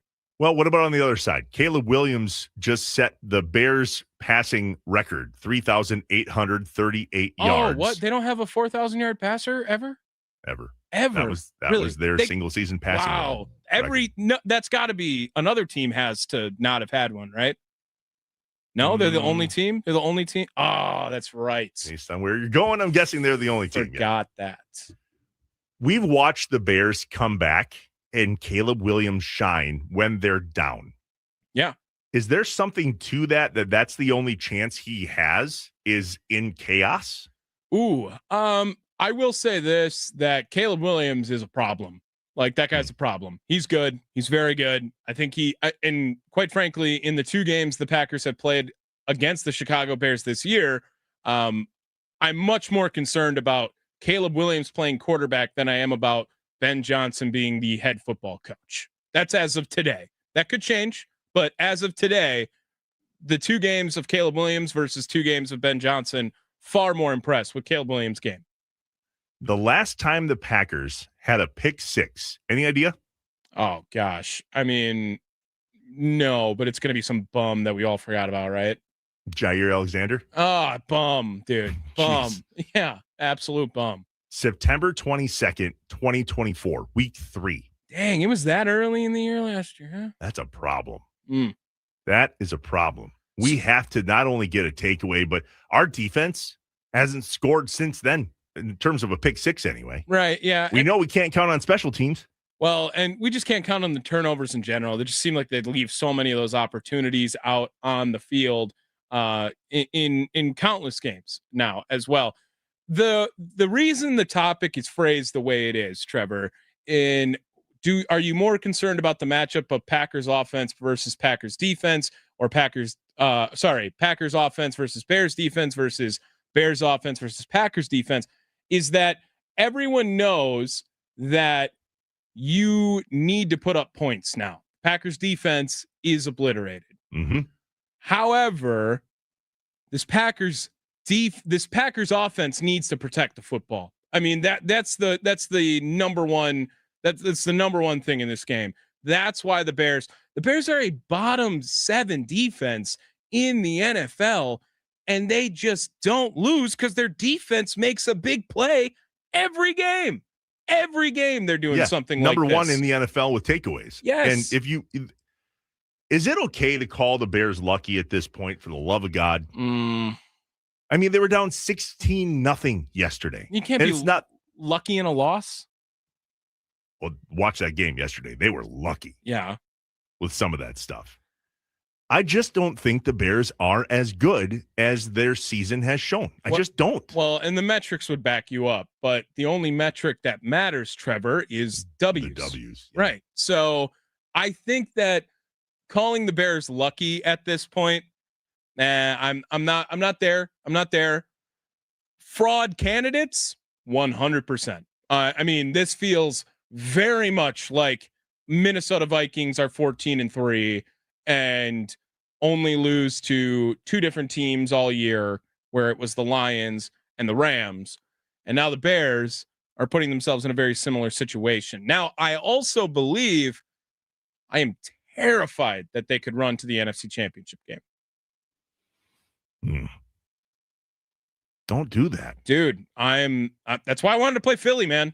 I wanted to play Philly. Would rather just go out and give my best shot in that game, as opposed to the Bears heartbreak that could be on there. I still think they have a better chance to win against Chicago than they did against Philadelphia, but I am terrified for that loss against Chicago. That's happens. Worse, right? That's worse. Losing to the Bears is 100% worse than losing to the Eagles, and beating the Bears is 100% better than beating the Eagles. No matter if we owe the Eagles one, I don't care. Beating the Bears and knocking Chicago out of the playoffs is 100% better than knocking the Eagles out of the playoffs. That's just because of the rivalry, though. 100%. Not because of the more impressive victory in your mind? No, I think that's a more impressive victory at this point. All right.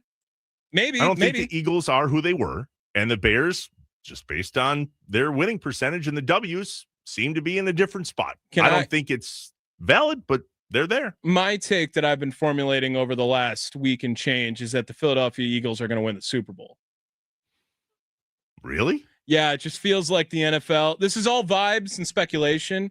The NFL wants you to think like there's all this parity and all these new teams and everyone's there. And quite frankly, the quarterbacks in the postseason, I have zero faith in at the top seeds. And on top of that, this feels eerily similar to a year where it's like, oh, this could be, I don't know, are the Chiefs this good? The Chiefs might not be that great.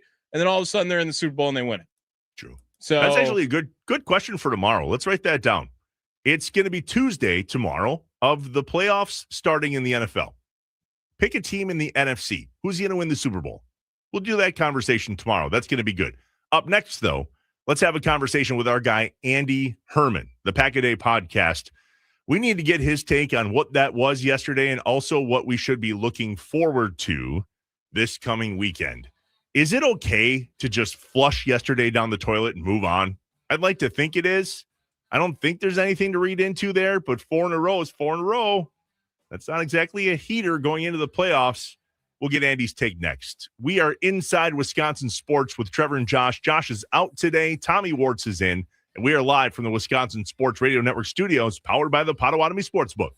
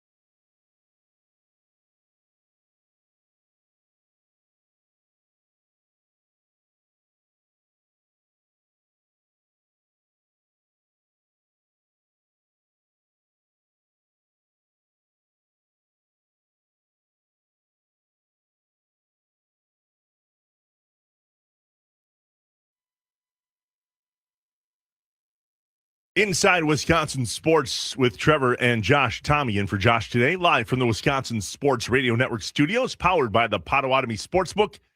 Joining us now on the Wisconsin Sports Radio Network guest hotline, powered by Gruber Law. One call, that's all. Our guy, Andy Herman, at Andy Herman NFL, the Pack-A-Day podcast. Andy, we really have spent about 2.5 hours trying to make any sense what happened yesterday, and if there's anything that we need to read into about the game this weekend.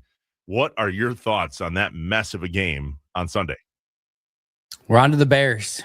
No, there's, I mean, in all sincerity, there's not much to take away from that Vikings game. You know, Barron Sorrell, I thought, had a pretty nice day. That's about it. Daniel Whalen is a heck of a punter. And then you just rip the Band-Aid and you move on, just like the Packers are going to do today. I don't even know how much tape they're going to watch from that game. Like, I don't know if you need to watch much tape from that game. So yeah, it's one of those games where they knew exactly what they were doing.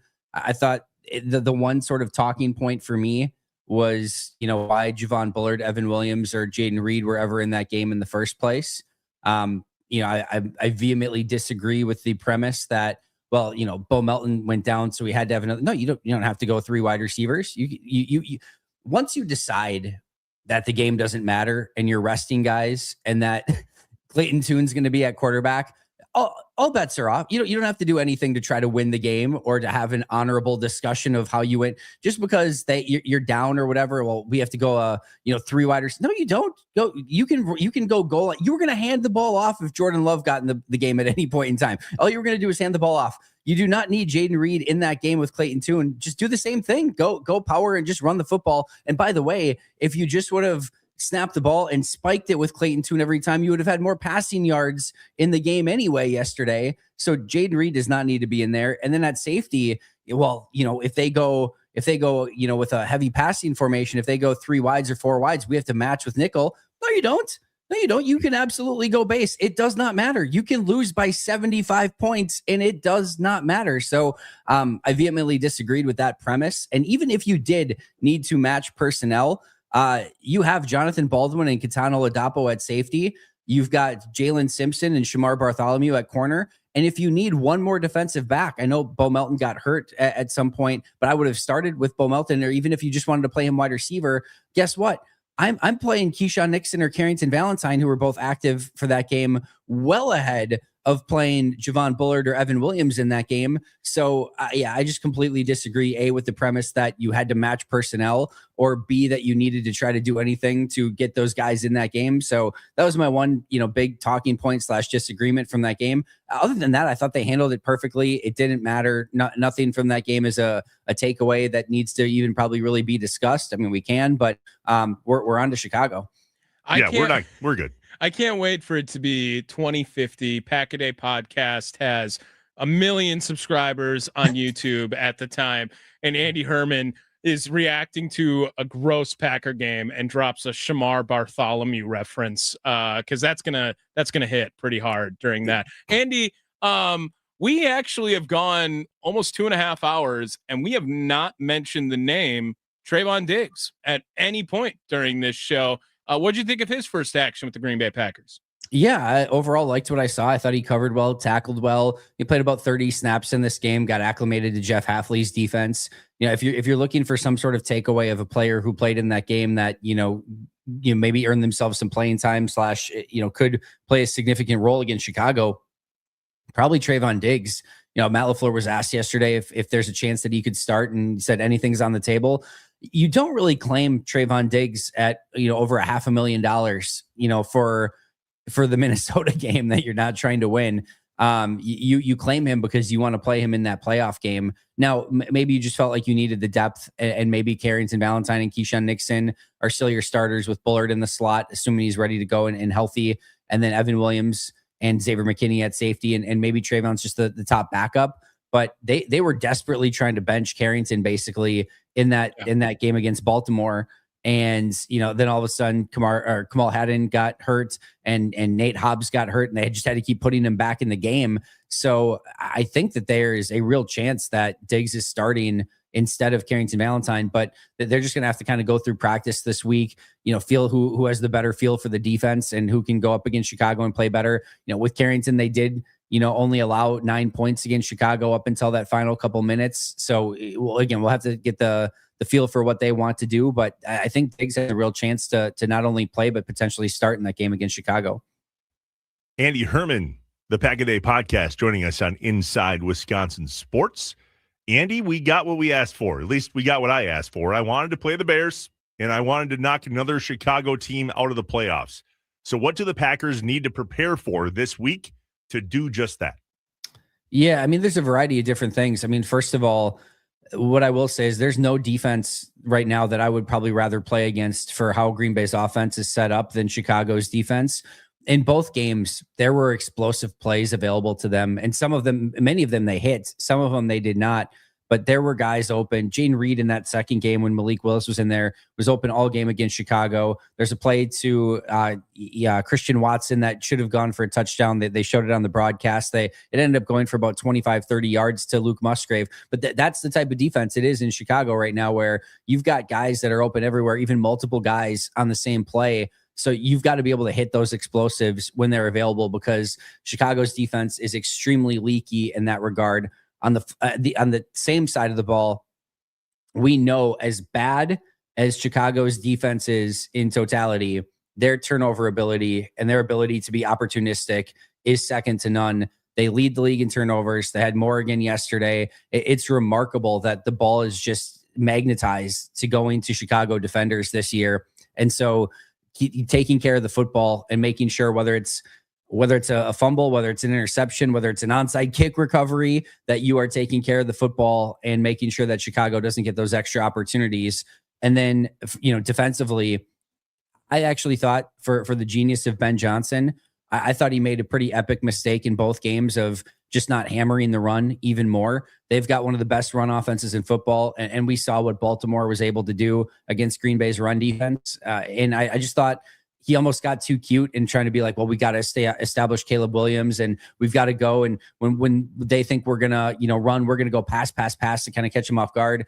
I don't expect that to be the same issue this time. I think they're going to go run heavy, and it's going to be paramount that Green Bay's defense finds a way to be much more stout against the run, because they will continue to run it. And we remember that 49ers game where Raheem Mostert just ran and they couldn't do anything about it. We remember the Ravens game where they just ran and they couldn't do anything about it. So you don't want a redo of either of those, especially come playoff time. So run defense, turnovers, making sure you hit your explosive plays.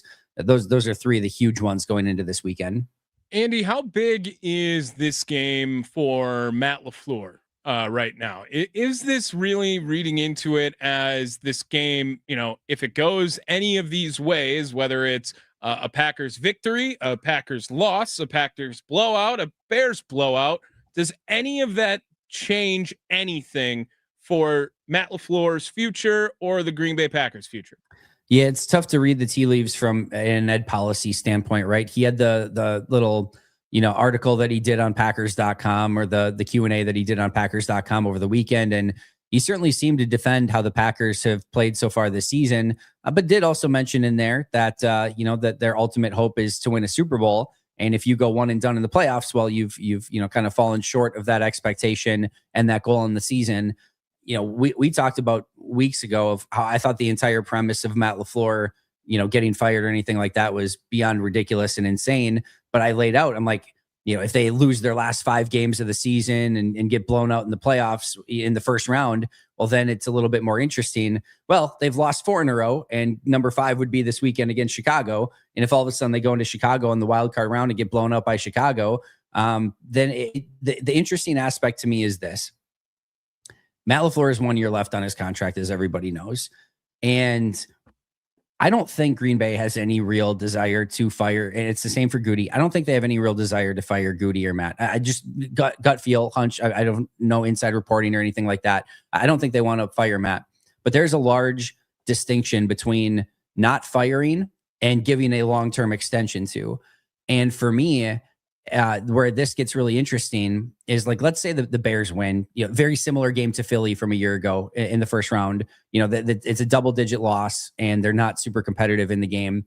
and Green Bay, loses 5 in a row to end the year, they might say, yep, we're excited to have you back. We don't want to do the lame duck year. We'll give you the +1. We're going to add 1 more year to your contract so that you aren't in that lame duck season or whatever, which Ed Policy has already stated he doesn't want to go into a lame duck year with anybody. That's not the way he wants to do things.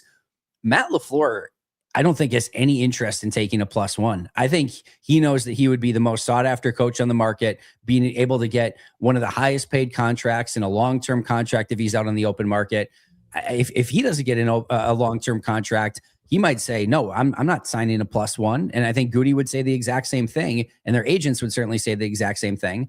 And if you're the Packers, you might say, well, I don't want to fire him, but I'm not super thrilled about giving a 4-year highest paid coaching contract extension to somebody who hasn't won a playoff game, since the Cowboy game. And that's only one in the last, 5 years playoff game that they won. And they just haven't lost. won the division since the second to last year of Aaron Rodgers. Correct. And, they lost 5 games in a row. Again, assuming they lose to Chicago on this one, I don't have a desire to play to give that huge extension. So to me, that's where this gets really interesting. If Matt's like, all right, ready for my big extension, the Packers are like, well, we're not going to fire you, but we don't want to give you a big extension. How does that play out? And is there some sort of mutual, all right, we just need to go in different directions? I don't think so. If I'd be like 90% sure that this ends up with a Goody and Matt extension and they get this figured out. But that to me is where this gets really interesting. The other thing too is just, the ultimate opinion that matters for Matt and Goody right now is Ed Policies, right? But in the court of public opinion, if Jordan Love and Matt LaFleur and Brian Gutekunst want some of this sort of pressure off of them and, don't want to be constantly in Matt LaFleur can't win big games or Jordan Love can't win big games or they can't win the big one. Well, at some point you have to prove them wrong, and going one and done in the playoffs would certainly not be a great way of doing that. So I think this is a very important game for the organization. You certainly don't want to lose to the Bears and let them get to the divisional round at your expense. And I think at least getting one playoff game, even with all the injuries that they have, would be really important for kind of all parties involved. Andy Herman, the Pack a Day podcast on Inside Wisconsin Sports. Follow him on Twitter at Andy Herman NFL. Andy, you brought up that quote from Ed Policy. Tommy and I talked about this earlier in the show. There's a lot of people that are reading that as if it's having Matt LaFleur's back. I read it completely differently. He talks about adversity being the norm in the National Football League. Therefore, that's not an excuse. And our team has handled many challenges, which he's proud of. Last season, we struggled within our division, and this year, 4-1. Again, showing that this team can get it done. They persevered through a litany of injuries. They've had a very challenging schedule, and all of that to be said, we're in the playoffs and available to reach our ultimate goal, the Super Bowl championship. I think there's two sides to this story. And if we kind of break down where the Packers are at this season, and then as you guys were just talking about where they've been the last 2-3 seasons, I don't necessarily read that quote as a you rah rah Matt LaFleur, because that would give him a bunch of excuses to hang his hat on. I see Ed Policy going, whoa. This is the NFL and we're in the playoffs. So figure it out. Yeah, I think both are like all of the Ed Policy comments have been trying to read between the lines, and we haven't really heard from it. Like even early in the year when they said, well, we're not going to extend Goody and Matt, they both had 2 years left on their contracts. And, how they kind of handle those situations, especially with players, is they don't have contract negotiations until you've got 1 year left on your deal. They're not super aggressive in going and extending coaches or players when you still have 2 years left on your deal. And everyone read that as, well, Matt and Goody are on the hot seat. I didn't really see it that way. Now, again, if you don't have an extension, then there are points where the rubber meets the road this offseason, which is again what we're about to see. But I always thought that was a little bit of reading between the lines, and I think this too of just because he's saying there's adversity, like I said, there still was the comment of the ultimate goal is to win the Super Bowl. I think we're reading between the lines if all of a sudden we're saying, oh, yep, that means Matt and Goody are safe and everything's good to go. I just think we don't exactly know what Ed Policy's thinking. We're still brand new to the Ed Policy era in Green Bay. We don't know how he likes to operate.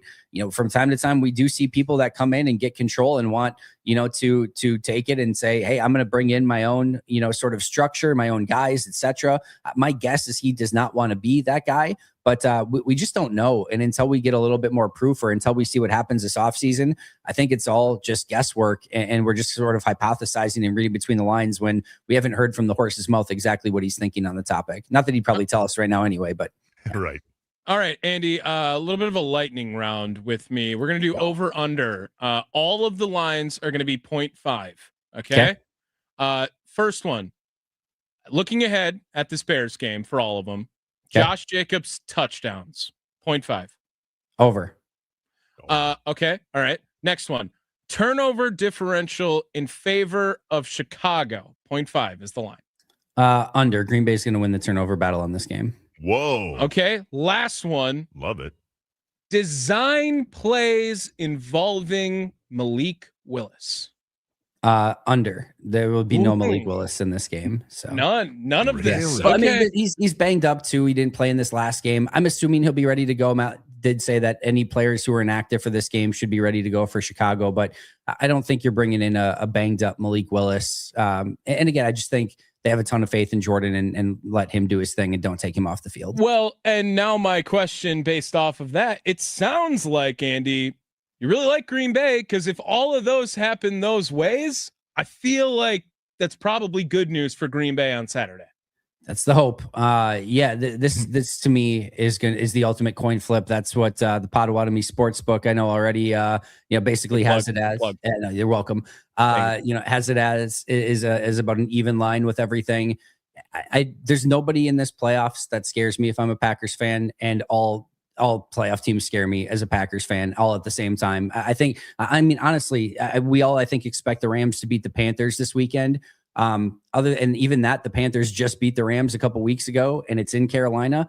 So outside of that, though, I mean, if any of these games went any given way, I would not be surprised one iota. I love the matchups. I think we saw even last night in Pittsburgh and Baltimore of just hopefully a glimpse of what some of these matchups are going to look like. And I think a lot of these are going to go down to the wire. And can Green Bay stay out of its own way, I think, is the biggest thing. And when they don't beat themselves, they look so good and so impressive. I can't imagine Green Bay. This would only be the second time, that they've lost 5 in a row under Matt LaFleur. That disastrous 2022 season was the one other time. They just usually don't have that sort of thing happen, and I think they bounce back. I honestly just don't think Chicago is a very good football team, and I think that they've been, a lot based on turnovers. This turnover luck has got to switch at some point. Green Bay is normally the team that's on the top of the turnover, differential, and they just have not been this year. And Chicago has just been at an insane rate. It can't continue. They can't keep getting away with it. It can't keep happening. It's going to switch this week. Green Bay's going to win. All right, one more real quick, stupid question. Would the Panthers have a better chance of winning if Malik Willis was their quarterback in your mind?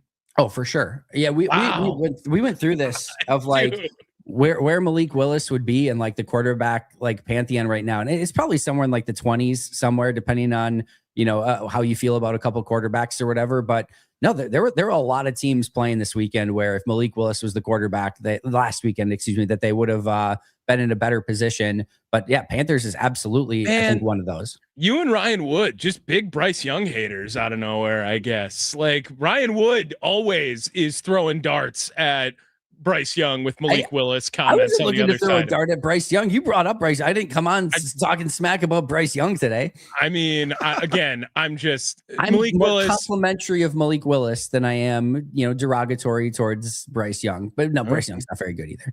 Oh, okay. All right, one more prediction, Andy. It's a big Monday here in Green Bay. UW Milwaukee at UW Green Bay tonight at the Crest, 6:00. I'll be there. You going to be there? I will not be there tonight. No, unfortunately, that does sound like a good game. That would be a fun one to go to. I got GB tonight. GB's going to take down Milwaukee tonight. Oh, nice. Boo. Get Come over on. Yourself. I'm going to be so tired tomorrow morning if that happens. You will know. Pop on this radio at 6 a.m. You'll know if Green Bay won or not. I want to see the champagne flowing tomorrow morning. I want to see just like, you got hats on and confetti everywhere. I want to just see full celebration mode. Go Panthers. Hey, just to be fair, I love all 4 of my Wisconsin men's basketball teams in Wisconsin at Division I. equal. I love GB. I love UW Milwaukee. I love Marquette. I love the Badgers. I'm one of those weird people. I don't have a Badgers Marquette sort of preference. I honestly, the team that's most entertaining to me is the one that I like. I actually hate the GB Milwaukee games. I hate the Marquette Wisconsin games because I have nobody to specifically cheer for. But the team that's most entertaining for me, like when Bruce Pearl was running the UW Milwaukee program, and there's obviously some things that he was doing during that time to make that team very good. But when that was my favorite team in Wisconsin at the time, when they were getting to the Sweet 16 and playing Illinois. Like I love all four of my programs in Wisconsin. So no hate towards Milwaukee. That's how everyone, the people who really beef over the Marquette Wisconsin rivalry are all the imports from California going to Wisconsin, and then all the Chicago guys going to Marquette. If you're from Milwaukee, Green Bay, wherever, you can root for both teams. You can pick one each day, but the people who are real like, oh, I can't stand them because I went there, they're not from here. I promise. I love all four of them. Well, I love Green Bay most. Andy Herman, the Pack a Day podcast. Andy, we will talk to you Friday. It feels like it's going to be a long week with this Packers-Bears thing. I'm not sure why. It just feels that way on a Monday morning. Hope I'm wrong. It's going to be that way, but Saturday game, we get a little bit expedited at least. Enjoy, guys. I'll talk to you soon. Thanks, Andy. See you, buddy. Wisconsin Sports Radio Network guest hotline, powered by Gruber Law. One call, that's all. Thanks to our guy, Andy Herman, for jumping on. All right. What's Up, Wisconsin is next. I think you know where I'm headed tonight. We'll chat with Tommy about that and you as well. The Nicolay Law Fan Talk and Text Line, 414-677-1250. It's Inside Wisconsin Sports, live from the Wisconsin Sports Radio Network studios, powered by the Potawatomi Sportsbook.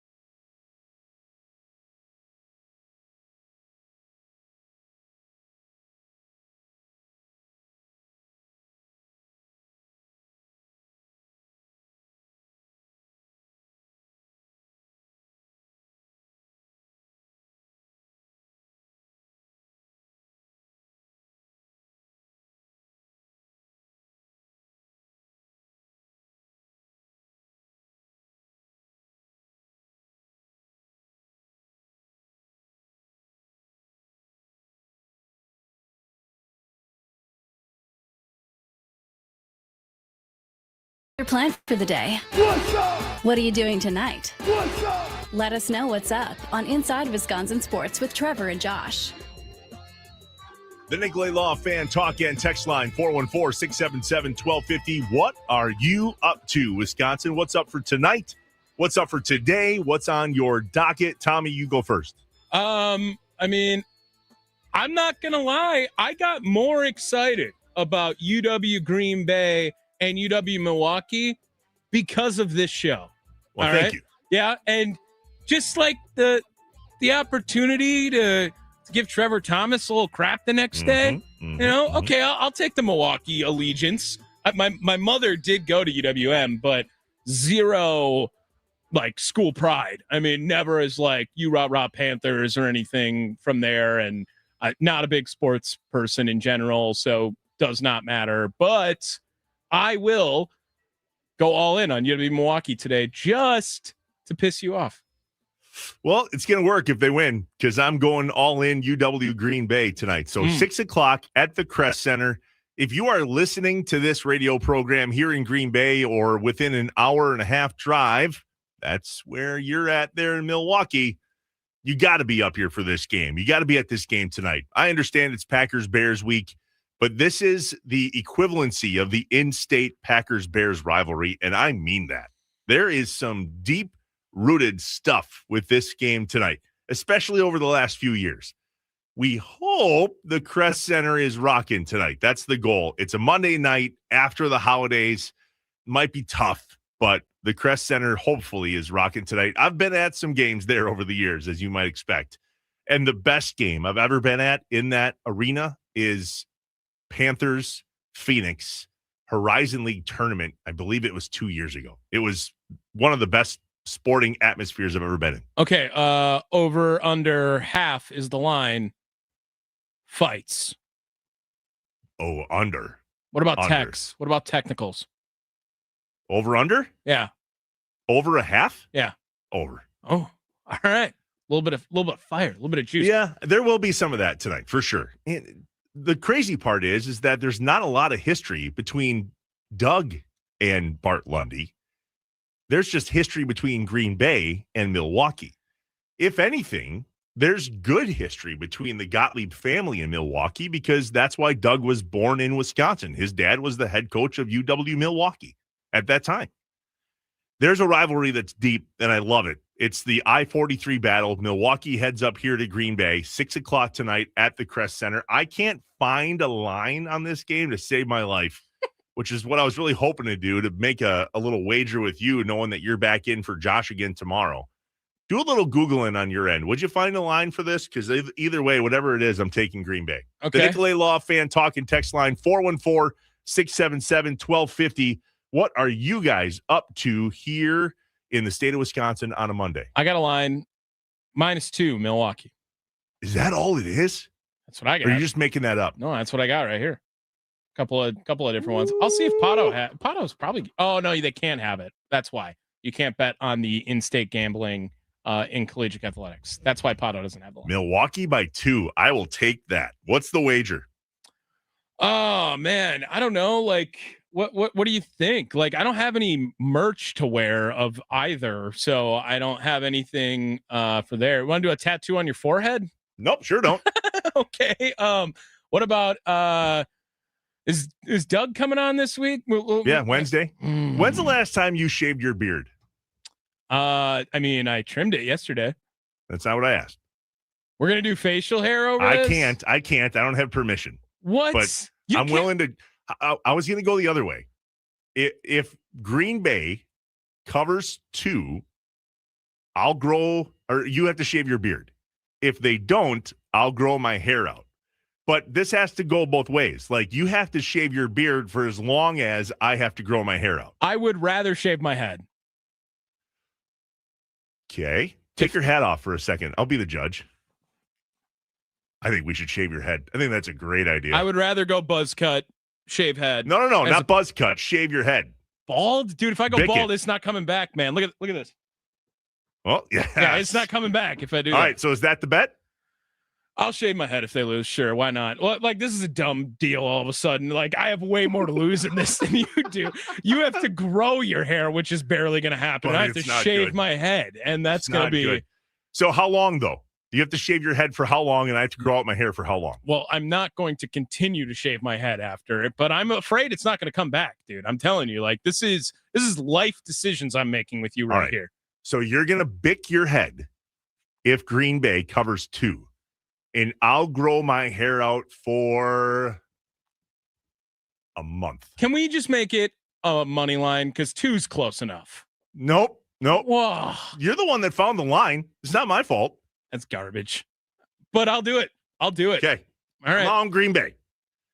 No, I'm not wearing a Cubs hat. Trevor's troll. Get out of me. Leave me alone. Dude, he's already done that in his free time. He enjoys that.